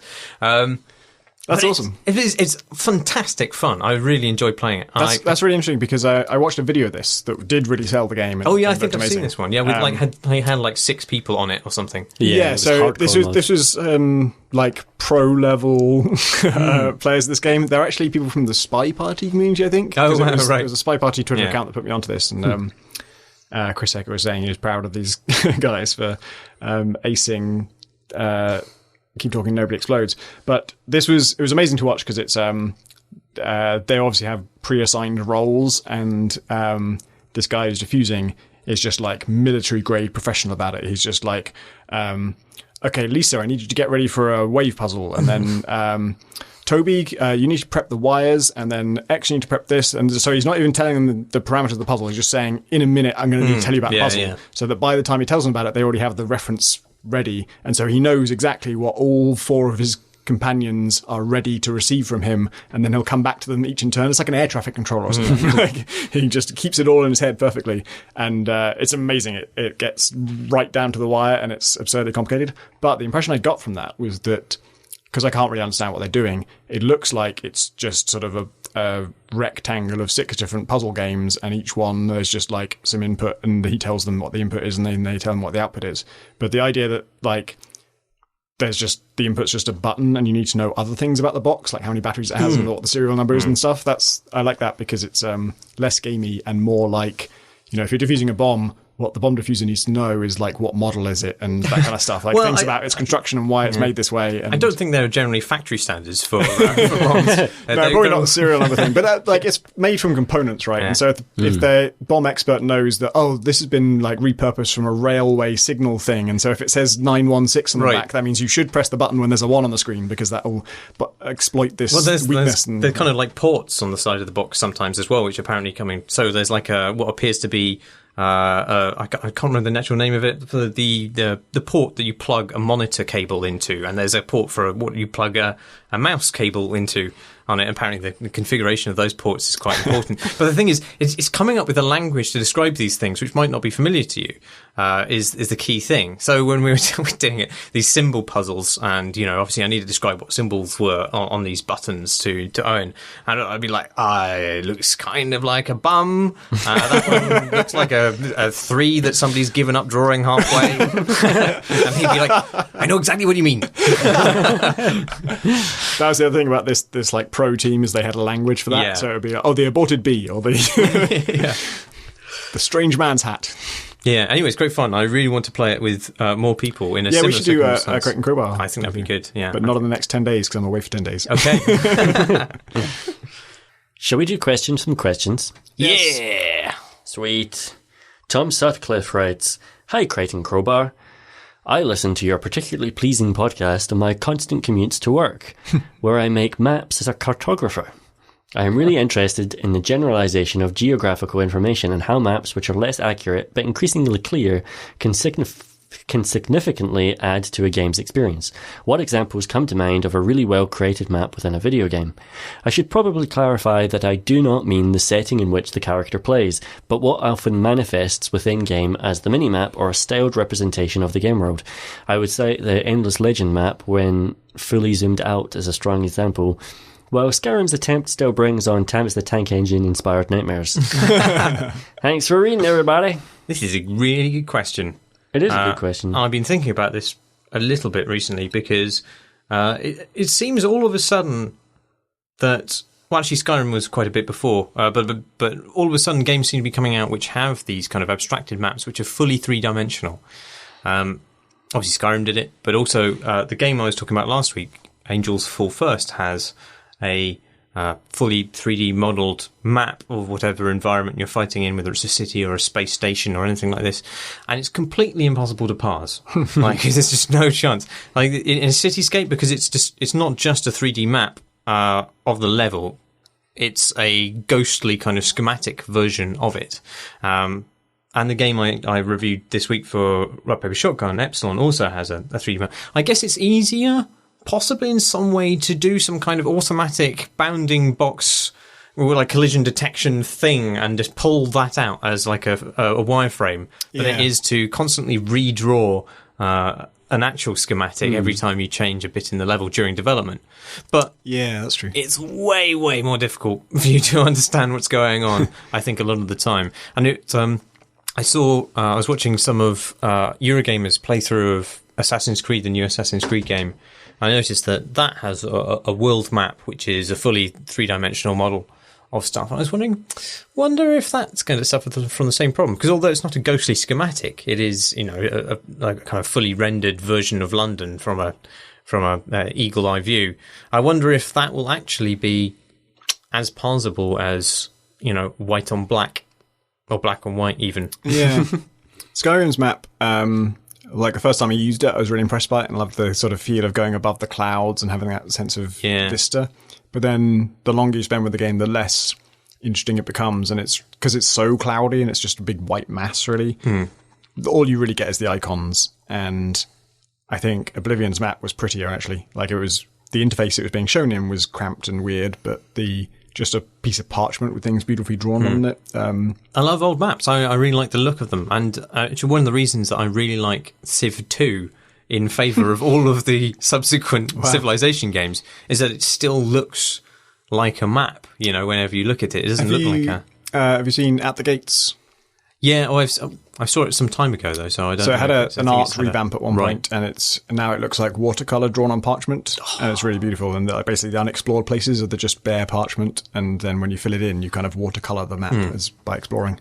I don't know why that fills me with such kind of instant excitement. It's not like I've come across that many maps that I've used during my exploration of the globe or anything like this. But it seems to speak to me at some kind of basic level, which is inexplicable, because my life doesn't really revolve around cartography, really. I really like Far Cry 2's map, not for the map itself, but for the fact it's a physical object in the world.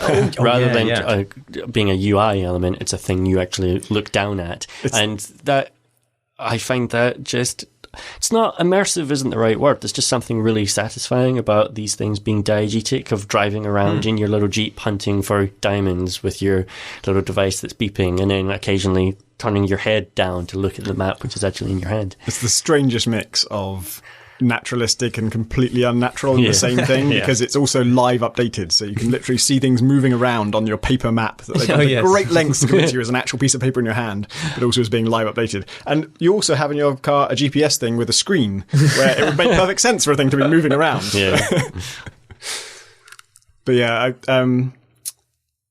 I feel like we've talked about this before, but it would be cool to have a game like that where you draw the map yourself. Or not necessarily, well, maybe actually draw it, but some game where the landscape was structured in a way that made it easy for you to bring up a map screen and then say, okay, right now, where I am now, this is the highest point around, and so mark that in some way, and then say, I can see over to the northwest, there's this peak, and click where you think that peak is, and sort of revise it as you go along and form that map. It would have to be, I don't think just like making that the objective of the game would work, because the I don't know, however you judge the player's accuracy wouldn't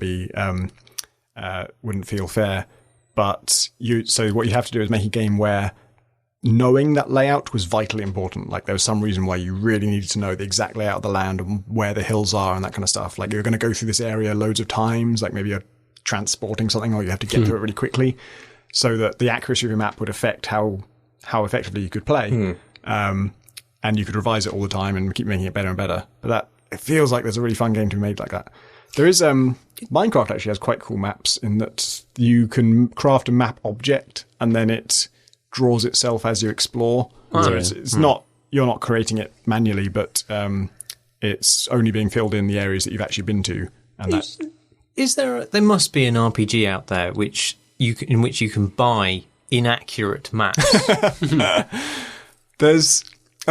So Deus Ex springs to mind. Oh, really? Because that has no map, and all you can get is just, you get like kind of dossiers and bits of intel, and they are just bits of pre-drawn game art, or pre-drawn art where someone has drawn the blueprint for the Statue of Liberty or this building and stuff, and it doesn't tell you where you are on it, and I've seen as a player, blueprints of buildings, but I was thinking of like an entire landscape, like early cartography where people are, drawing baby dragons and stuff like that. Yeah, that would be fun if you, I don't know how it would, the fact that it was inaccurate, do you think players would just get annoyed at that and just think it was a mistake? Or? Well, no. Actually, I don't think it would matter that much, because the people making that map didn't think it was inaccurate when they were at ground level. That's why they drew it that way.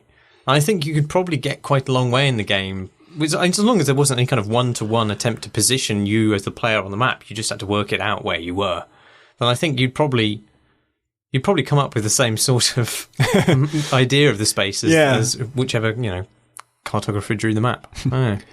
It'd be quite fun for you to build like a fantasy world and then let players draw the maps for you, playtesters. Yeah, I mean, that'd be good user-generated content. You could put it on Steam Workshop and people could like rate, which maps they think actually work. Imagine if Skyrim just had no map and people had to make their own maps by hand, using an in-game tool, but then they could share them with the other players, and you had to sort of figure out, like, do I trust this guy's map? And when you actually play it and realise it's wrong... This map doesn't look like a dick. I don't understand. I mean, so using Google Maps in real life, sometimes I want to go in and just say, no, Google, that's not a fucking road. And can you tell everyone else that's not a road? You can't go down there. That's someone's driveway. Yeah, I think Oldfield Park Station is right in the middle of the Lower Bristol Road, which is very confusing. Yeah, that was the last time Google Maps portrayed me, actually. That's Oldfield Park Station. For heat signature, I'm in a weird thing with the map. I always thought I was going to have a separate map mode, or I assumed that would be necessary, but it's actually, the way it works right now is you just zoom out. All the stuff still exists and it's still in the same place, and the only thing we change is that space stations that look like asteroids when you're close up to them, when you zoom out, they look like stars, and then they're connected by trade routes, which I wanted to show in map mode only, because I wanted to show the connections between these stations and like if there's a trade route between two stations, it means they're the same faction. So you can tell whose empire is which by all these stations are connected to each other by this web of trade routes. But I forgot to disable them when you're zoomed in. So they're just sort of like, it looks a bit like a spider web or just a constellation diagram where there's these white lines between the stations. And the white lines are like a 4-pixel wide sprite that then just gets stretched to whatever length it needs to be. And when you zoom in, those 4 pixels, because I hadn't turned them off, turn out to be 8 times the width of your ship. They're enormous. They're nearly as thick as a space station itself. But GameMaker automatically blurs things when it expands them, so it actually looks beautiful. Wow. You just fly around space, you don't know where you are, and then you come across this channel of light, and you realise, oh, if I go this way, I'll hit a space station, and this is a trade route between them. So you're going to keep it in? Yeah. Oh, sweet. It's really good. Tom Cooney writes, "Dear Freight and Railcar, look, all the good ones were taken, okay? Firstly, that's quite good. Yeah. Firstly, I love the podcast. Been listening for about a year. It's the one that got me listening to podcasts in the first place. So thanks for helping me get through the workday." Wow, we invented podcasts. I know. Recently, I've been reading a lot about mankind's progress in creating a true artificial intelligence that thinks and has free will. While trying to avoid being terrified by this thought, I then wondered how this could apply to gaming, e.g., NPCs capable of real, non-scripted conversations with the player. I think this would be a great for murder investigation adventure games where you could interrogate people. That's the best use for it, yeah. My question is then, how do you guys think advanced AI could improve gaming? Cheers, Tom Cooney from New Zealand. P.S. The new mics sound great. Hooray! Sweet. I thought it was an interesting question. I wish we had Mike Cook here because he would explode. Or, it's very easy when it comes to AI.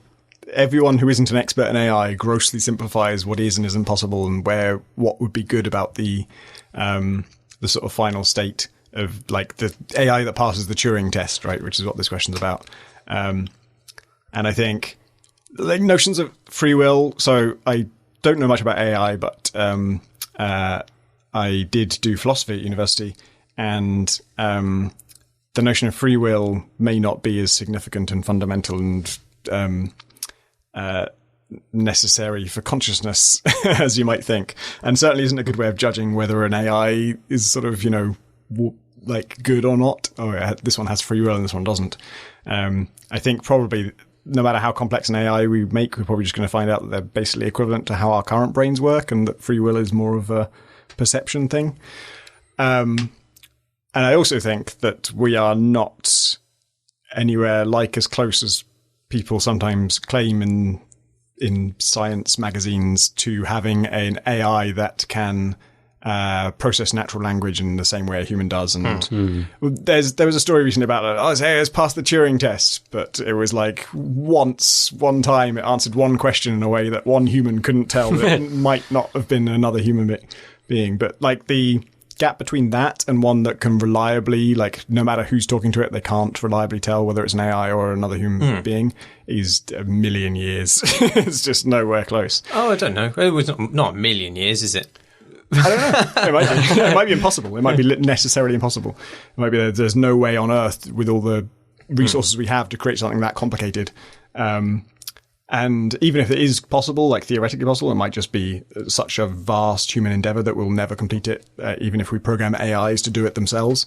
But also, so the reason I'm bringing that up in the first place is that it's worth remembering that that's a sci-fi eventuality. And if we did have that, the applications to games would be almost irrelevant, because to use them as AIs might be immoral. It might be illegal by the time we have them. It might just be you're not allowed to use an AI that complex as a slave in some entertainment experience, because that's just gross if they can think and feel and if they're that complicated.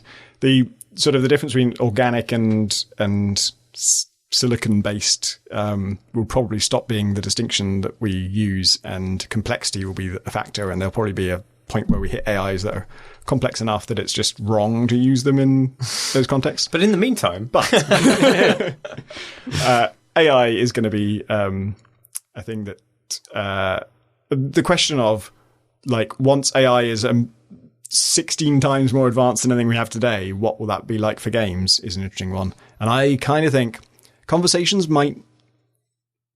Like I say, I think we're a long way from a conversation really being like talking to another human being. You can have natural language input much easier than natural language output. Yeah. And I think that would still be a huge boon. Yes. But the thing that when I think about sort of more advanced AIs, things that excites me is I think it's probably easier to make a the task of making a machine that you can talk to and that's fun to talk to for a long time is probably harder than the task of making a machine that generates game content, that can generate levels or generates challenges and generate things for you to do, quests in an RPG. The ways we generate those right now, like the Radiant AI thing in Skyrim, is, I'm sure it's hard to make, but it's super basic compared to anything approaching a natural language processing like AI. It's a million times easier to make a system a million times better than Skyrim's Radiant Right, yeah. AI. And that, I think it's sort of, in our lifetimes, we might be able to produce AIs that can produce content that's interestingly different to the point that you just never get sick of it. And it's to the point that it's dangerous, to the point that we have to worry about it. like we might in our lifetimes make games that are too good and that it might be a real problem that there's just, we don't need any new ones now. And we maybe don't want to do anything else with our lives because things just can keep doing it. What you're saying is Michael Cook is a threat to the safety of the globe and all of humanity. And also, nobody has free will. I'd be interested to ask him about this, because he's one of the things one of his soapbox topics is that there's a lot of scaremongering about AI, and when people are terrified that AI is going to take over the world because it becomes sentient. I know, I love how annoyed he gets every time there's an article which has a picture of Skynet at the top of it. But I don't know what his opinion is on the idea of, games getting too good. The idea that, it sounds silly, but that's a thing. I think there's a closer possibility than AI taking over the world is games getting so good that we don't want to do anything else.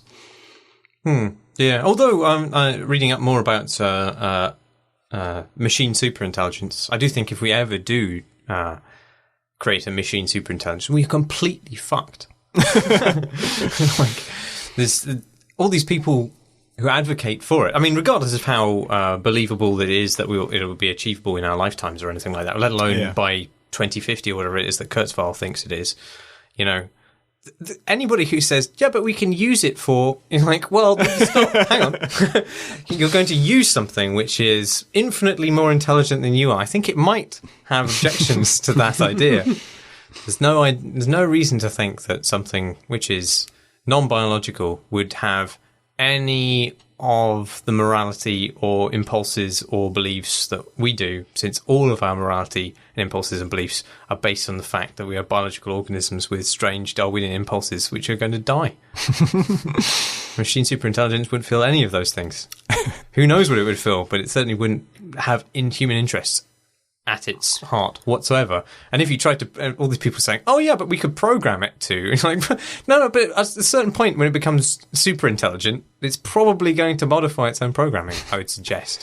In the same way that we do. We've modified our own programming. We defy Darwinian evolution. Anyway, sorry. That's why I merged with Helios at the end of Deus Ex. Yes. It needed a human intelligence to control it. Yes. Good way to bring it back to games. Jeff writes, Dear Crichton Crowbar, what do you think of the Nuclear Throne Weekly Challenge? Since you last talked about Nuclear Throne a long time ago, you've discussed your frustrations with some roguelikes like Caves of Cud, which lock off cool content behind a wall of difficulty unsurmountable to more casual players. Nuclear Throne is still very hard, but I wonder if the weekly challenge might solve some of your problems with this kind of difficulty.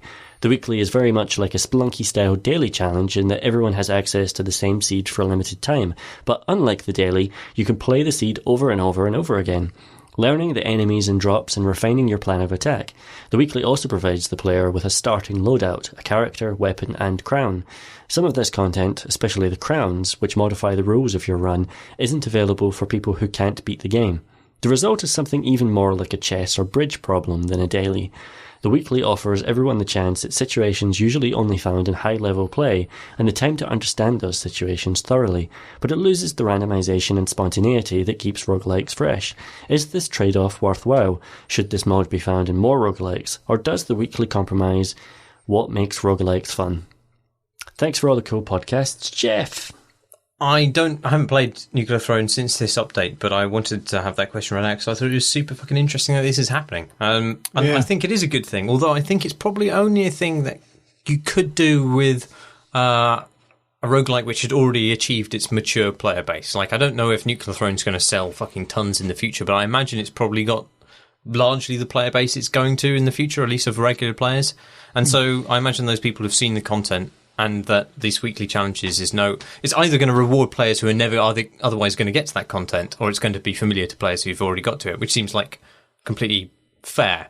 Whereas I think if you launched a game with that feature, then you would deny people the incentive to work through the game in any other way, because that content would just be randomly available to them rather than through progress. Yeah, like if you can replay the same seed, that's a big learning opportunity, and you'll get better at that seed a lot faster than you will get better at the game in general. It's interesting.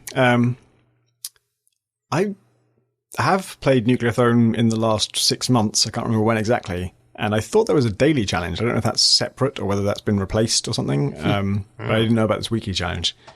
And Splunky ended up, some of the daily challenge stuff was still, some of the surprises could be spoiled by other people. And if you wanted to, you could go out and find someone who's already done today's daily challenge and find out what's in it, and then use that knowledge to do better at it. But it sounds like Nuclear Throne is actually encouraging that like, even after you've played it, you play it again.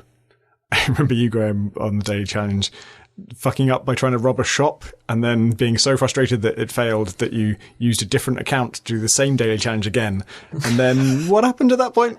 I think I died at almost exactly the same point. Yeah. This was getting frustrated because I died on like the second level or something like that.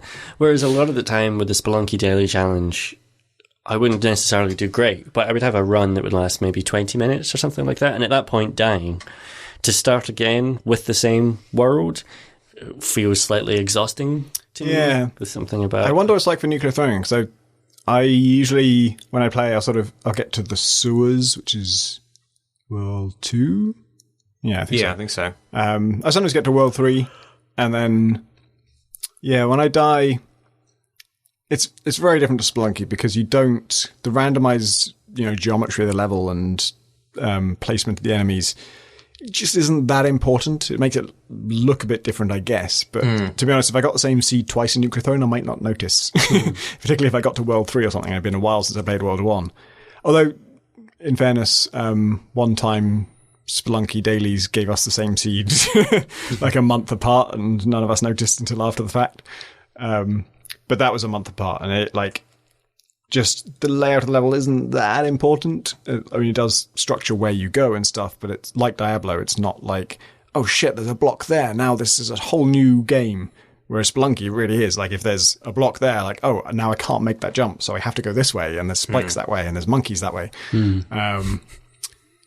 So yeah, I don't know if I'd want to keep honing my playthrough of a weekly challenge. Have you guys? So, what is your opinion of Nuclear Throne? I really loved it when I was playing it. I played it quite intensively for. I guess it was. I can't remember whether I played it before it was launched on Early Access or just as it was launched on Early Access. It was certainly like a super early version of it, and there wasn't a huge amount of content then, but it had the essential Vlambeeriness that we all love. So I did like it, but I haven't really been back to it since it's become a full game. I should do. What do you think, Graham? I'm similar. I played it around the same time, but I was both bad at it and did not love it in terms of, like, its guns felt nice, but I didn't find anything particularly exciting about its combination of level design and enemies and the opportunities for those things. Right. So I've played it lots of times throughout its development, and like I say, the last time wasn't super recently, but it was within 6 months. And it's getting better, but it's very much the same game. It kind of like, certainly if you didn't like it, you probably still won't like it. And it's more like, if you really liked it and you played to a certain level and you were frustrated with the balance of something, that's probably fixed now. The thing that always makes me quit it is that when you kill the last enemy on a level, it creates a vortex that sucks you in whether you want it to or not. And sometimes there's like... You can avoid it. But I think by default there's one weapon crate on each level, like one new weapon. And if you haven't picked that up by the time you kill the last enemy, then when you do kill the last enemy, if you're too close, there's a certain radius within which, if you're that close, there's no way to get out of the radius, and you'll be sucked into the vortex, and you're forced to go to the next level without picking up the weapon that you wanted. And that, feels so arbitrary and such bullshit. It's made me quit almost every time I've played Nuclear Throne. And I think since I last played, they've reduced the effect of that, so it's not as strong and you can get away from it more easily. Huh. And I'm sure it's probably one of the most common complaints, because I think that there's like a sort of there's an argument for it and an argument against it. Actually, I don't even really know what the argument for it is. Like, it's because you can, if you know it's coming, if you know that rule, then you can avoid killing that one enemy until you're totally ready for it. But then that, to me, that just undermines having that mechanic at all, because if you know about it, then you can avoid it. But I just forget, or I don't want to leave one little enemy firing little shitty bullets at me all the time. I can do that, and I can dodge those bullets, but it's just a pain in the ass, and it's such a gamey thing that I don't want to do it. And then if I don't do it, then I always think, I'll just remember that this is the last enemy, and I'll stay far enough away that I won't get sucked in. And I do get sucked in, and that's just lost me a huge thing. Like, that was a super shotgun maybe, or it was a really exciting new weapon, and now I just don't have it. I really like that. I like it because it creates a paranoia in you when you're getting down, when you've killed a bunch of enemies. You maybe have killed most of them, maybe all but one of them, maybe all but three of them, say. And you're like, okay, have I fully explored this level yet? Am I ready to be kind of forced to the next level? And it creates an interesting tension in whether you engage and kind of execute the final enemies, or whether you kind of go back around and make sure that you've kind of eked out everything from a single level. I feel like the latter option is always the better one. Like, you should always just try and get everything. I kind of feel like Spelunky's a much better version of that, because you can reach the door in Spelunky and still know there's an area of this level I haven't explored yet. And so you have the choice of, do I go through the door now, or do I risk life and limb to go explore that area, knowing that I might die in a spike trap in a single hit, or there might be something cool over there. And so there's that kind of risk reward, and it comes down to your own decision making, your own intention, rather than it being a thing which just you feel anxious about, and sometimes it fucks you over. Yeah, you're right. Spelunky's a better game. You know, Spelunky's better than nearly all games, probably. Yeah. Almost, maybe, definitely the best game ever. Scoo writes, do you think game communities can brute force themselves to be non-toxic? And as part of this question, he links to a Reddit post on the Overwatch subreddit where someone just says, can we all make a special effort to remain as we are right now, because this is one of the only communities I've ever felt proud of belonging to, and we're all really friendly and helpful, and it would be really great if we could try and remain like this. That's because the game's not out. Well, that's what the first comment says is, no, there's just no way. Once the game's live, it's fucked. I think unfortunately the best answer to this was given by one of our other listeners, Fred, who immediately replied to Scoo saying, have you seen the internet? But I do kind of think I think creating a non-toxic community is perfectly possible from the perspective of the developers, but when it comes down to somebody in a Reddit thread saying, please don't be mean to me, I don't think that's going to happen. But I think there are certainly things people can do, and Blizzard try to, massage their communities into areas of non-toxicity with I sort of success. think, I haven't played Hearthstone, but I know it only allows you to communicate in certain preset ways, and you can only say things that are sort of, thanks. And I'm not sure what the most hostile thing you can say with a Hearthstone chat is, but I don't think it's super nasty. I think it's like... No, I think you could say, well done, in quite a dry tone, and people use that to sarcastically mock other people's bad moves. I think that's kind of... That's the approach I'd always be tempted to take with them. If I was going to make a multiplayer game, I would filter the ways in which people communicate with each other and restrict them to certain preset things. Which does dramatically reduce what they can do, but there's a certain, like, I just don't play most multiplayer games, and when I do play, I usually disable voice comms because I just don't want some fucker to say some horrible thing. Every time I turn it on, I regret it. It's because it's... But I think there are things about the particular games and the structure of those games which incentivizes people to be either mean or supportive to each other. Like Chris is always saying that the Destiny community is just exceptionally paranormally nice to each other, and in a way which most other multiplayer games aren't. I wonder why that would be, but I suspect it would be structural about the way that those games cooperation is incentivized in those games, in the way in which scoring points and progress occurs in those games. Because certainly in like MOBAs, you're so reliant on what other people do, and perhaps their abilities and knowledge aren't as apparent to you as in other games, that it becomes very easy to create blame, and obviously that blame leads to the dark side, as we all know. Yeah. So I don't know, but it depends what kind of a game Overwatch is. I think if it's a kind of frivolous sort of game like TF2, then I don't know whether there would be that much need for toxicity. Well, if TF2 has a lot of angry people in the community. Does it? You see, I've never encountered that. It's sort personally. I mean, it's that thing of balance, and the more things you have that can be balanced, the more the likelihood that one given person will be infuriated by something and say something angry. So there's always, I haven't looked at the TF2 forums in years, but back when I did check them, it was years after release, and just every day there's someone saying, I can't believe the fucking demo man is so fucking over. All you fucking cunts who play the fucking demo man are fucking assholes because it's so fucking overpowered. Oh, but that's fine. It's directed at Valve. They're okay. And Overwatch is another game of classes where there's a million different classes, and there's going to be people furious about, I can't believe this is so overpowered. Classes are a thing that does create this exact strife because people stratifying people into classes is often considered to create some kind of social friction. Who knew?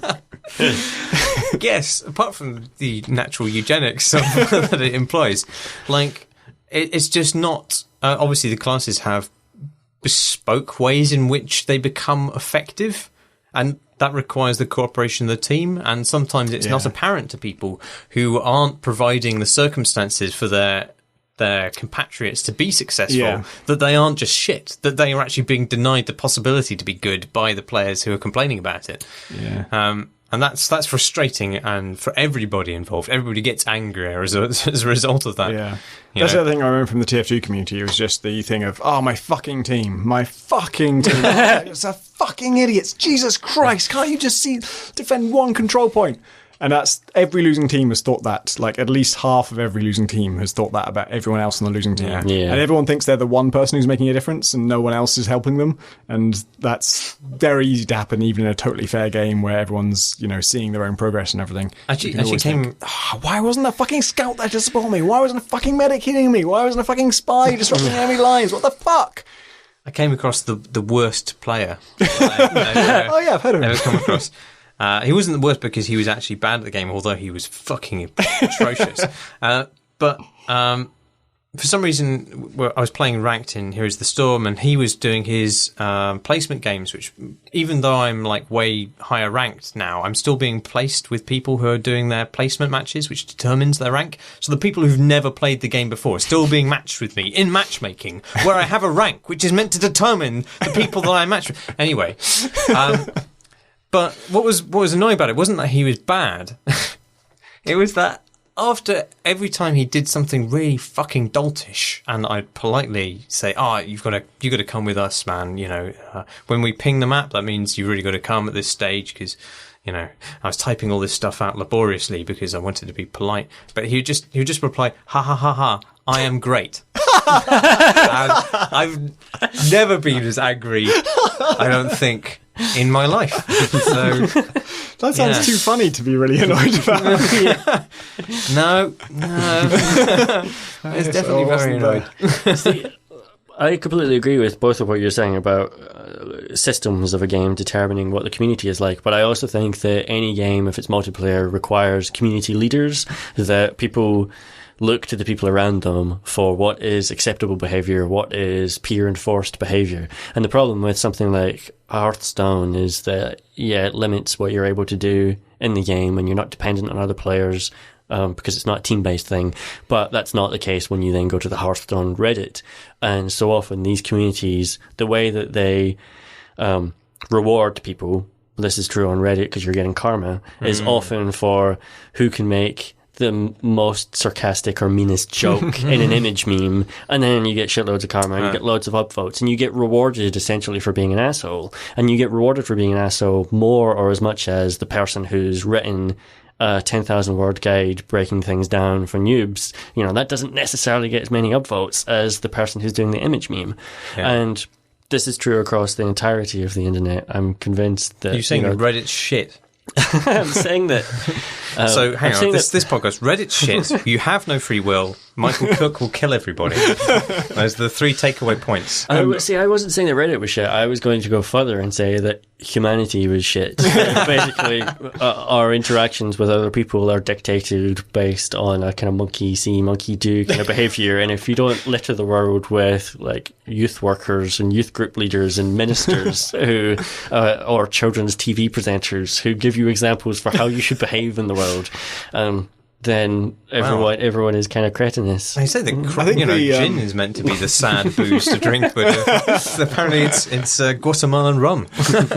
I think Reddit has a kind of like, I don't know, like visibility problem, or the fact that image memes, as you put it, do so well is universal across Reddit, and is kind of, it's the reason there's a gaming subreddit and there's a games subreddit, and the games one sprung up afterwards because people were so fucking sick of the gaming one being all image memes. And it's not that those things are better, and it's not that people prefer those things. They don't actually like those more than the 10,000 word guide. It's just that the 10,000 word guide doesn't have a little preview link in the thumbnail, and so there's nothing that they can. The whole system, to upvote something, you need to be on Reddit. If you click the link and go to the thing, then the only way to upvote it is to go back to Reddit. Like, you're not on Reddit when you're at the thing. So the things that get upvoted are things where you can judge them while you're still on Reddit. So you can kind of see the little image, and even maybe you open it in a new tab, but if you can actually just click like a plus button and see the whole thing. Yeah. And most people, well, I don't know, most people, a lot of people use like a Reddit plugin thing that lets them view all the images in line. And so images you can just do super well. And that's actually kind of how Imager, the site, became a huge thing. Like, it used to be nothing, and I remember like in the early days of that thing existing, it was someone who spent a lot of time on Reddit who invented it. I think they just wanted a place where they could just put up an image, and it just needed to not fuck up as an image host. Like, every other image host has some kind of problem where, they'll put up an ad in front of it, or, they won't let you embed a thumbnail, or you can't hot link, or you have to have an account to upload, and all these little problems. And they decided, let's have just an image host that just doesn't have any of those problems. And because it didn't have any of those problems, Reddit shows you what site a link is from. It doesn't say anything else, but in the brackets, it will say, this is on Imager. This is on, what were the other ones? There's like, what's the one with the little golden frog? Y pick or something. Oh, yeah. I can't remember, but that's how good Imager is I can't remember the names of any other image host in the world. It's completely dominated all of them because people could see, it's on Imager, so therefore when I click it, I'm going to get the image, and it's just going to be the image, and there's not going to be other bullshit, and it's not going to ask me to register and all that other stuff. I can't remember how this is relevant to what we were talking about, but I seem to care really a lot about it.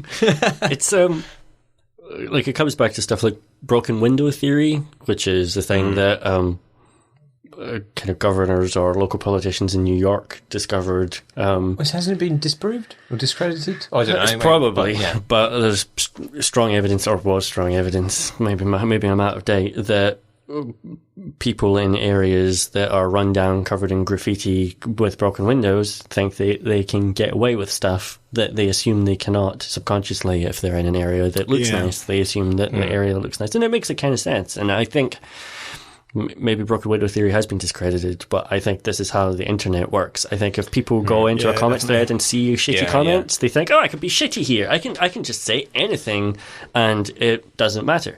And I think, even going even further than that, if there is a shitty comment and then there is a little mark to say that person has been banned, and then there is 10 people underneath arguing with that person, telling them that they're wrong and they're an idiot and they're not welcome here, it doesn't matter. The only way to stop that stuff from spreading is to delete the comment so that it never exists in the first place, so that people never ever see it. You've got to do that, and you've got to highlight comments that are actually good and lift them to the surface. It's why everybody in RPS is nice. We create the illusion of niceness by just really vigorously deleting anyone who is even slightly not nice, or even just off topic, or even just a bit sarcastic sometimes. It does have a lot more pleasant comments on the whole. I mean, even the worst possible comments that you get in RPS are so much better than the comments the PC Gamer gets on his articles. On my human resource, what is it called? Human resource management? I've forgotten what it's called. Hang on, what, the game? Yeah. Human resource management. That doesn't sound right. God, no, it's completely gone from my brain.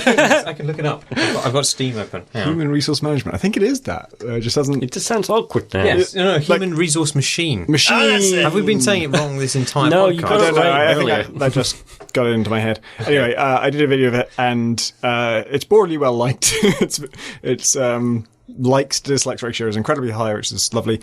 But the comments on it are loads of people saying, "Oh, I didn't know anything about this game. This is it looks really cool. I want to check it out." And then one person said, "This is the sound of everyone who did a computer science degree screaming at the screen." And that made me laugh, actually, because when I was recording it, I was worried that I was going too fast for everybody, because I program for a living. It's not my only job, but it's one of my jobs, and I do it all the time. And so when I face with a programming challenge, it takes me a while to learn the rules and what the instructions are and how to construct it from this thing. And I'm not familiar with assembly language, so it turns out I was being incredibly backward and not understanding things that people with computer science degrees do understand. But I was solving puzzles. It was never difficult. It was always just I did it this way. I think that's the most efficient way, but I think it's going to work. And then bam, it either works, or I'd make one change that doesn't work. And I did game making tutorials where if I was explaining something this complicated, I would want to go over it for like 10, 15 minutes and explain, here's what this command does. When it says this, what it really means is this, and that kind of stuff. And I was going much faster than that. So I was like, is this video going to be just like, everyone's going to be like, what the fuck are you doing? I don't understand a word of this. And instead, most people liked it. But one guy said that. And then after he said that, this is relating back to the toxicity, breeding toxicity. Someone else said, I think you mean just any halfway decent programmer. And that was offensive, and I don't like that guy. And then the original guy who said the thing that was like offensive but funny enough that I didn't mind too much, he replied to that guy to say, yeah, I thought that, but I didn't want to be that mean. So that was even worse, because the guy who had said something vaguely funny is now also a jerk.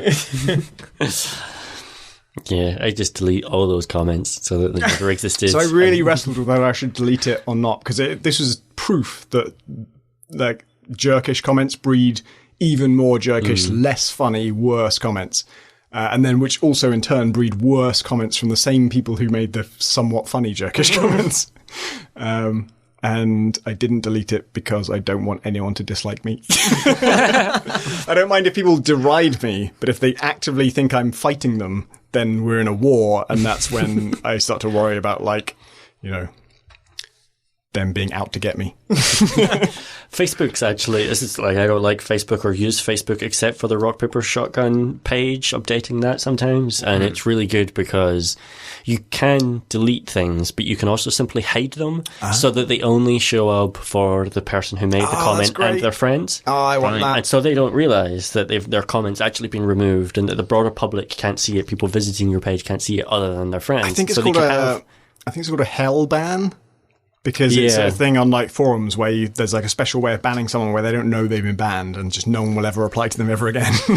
Shadow banned. Shadow banned, that's it. I heard the story of from like the editor of, or one of the staff, I think it was either gamesindustry.biz or something like that, one of the gamer network sites, that said that they shadow banned someone 6 years ago, and they still comment on the site 6 years later on a kind of weekly basis. They still write comments and long comments, and they don't realize that no one else on the site can see than the admins of the site. On the one hand, that means the penalty for their crime has been enormous without them knowing. Like, it's been a massive, massive thing. But on the other hand, if they haven't noticed, how big can it really be? Maybe what they're getting from the commenting process wasn't people replying; it was just the expressing of the thing, which they're still doing. As far as they know, it's a win-win situation. And that's all the time for questions that we have. It is. If you want to send us more questions, so that we will delete them silently and never read them out. Not really. You can send them to questions@crateandcrowbar.com. Or you can post them on our forum, which is at crateandcrowbar.com/forum. Or you can tweet us at Crate and Crowbar on the Twitters. And you can back us on Patreon as well, which is at patreon.com/Crate and Crowbar.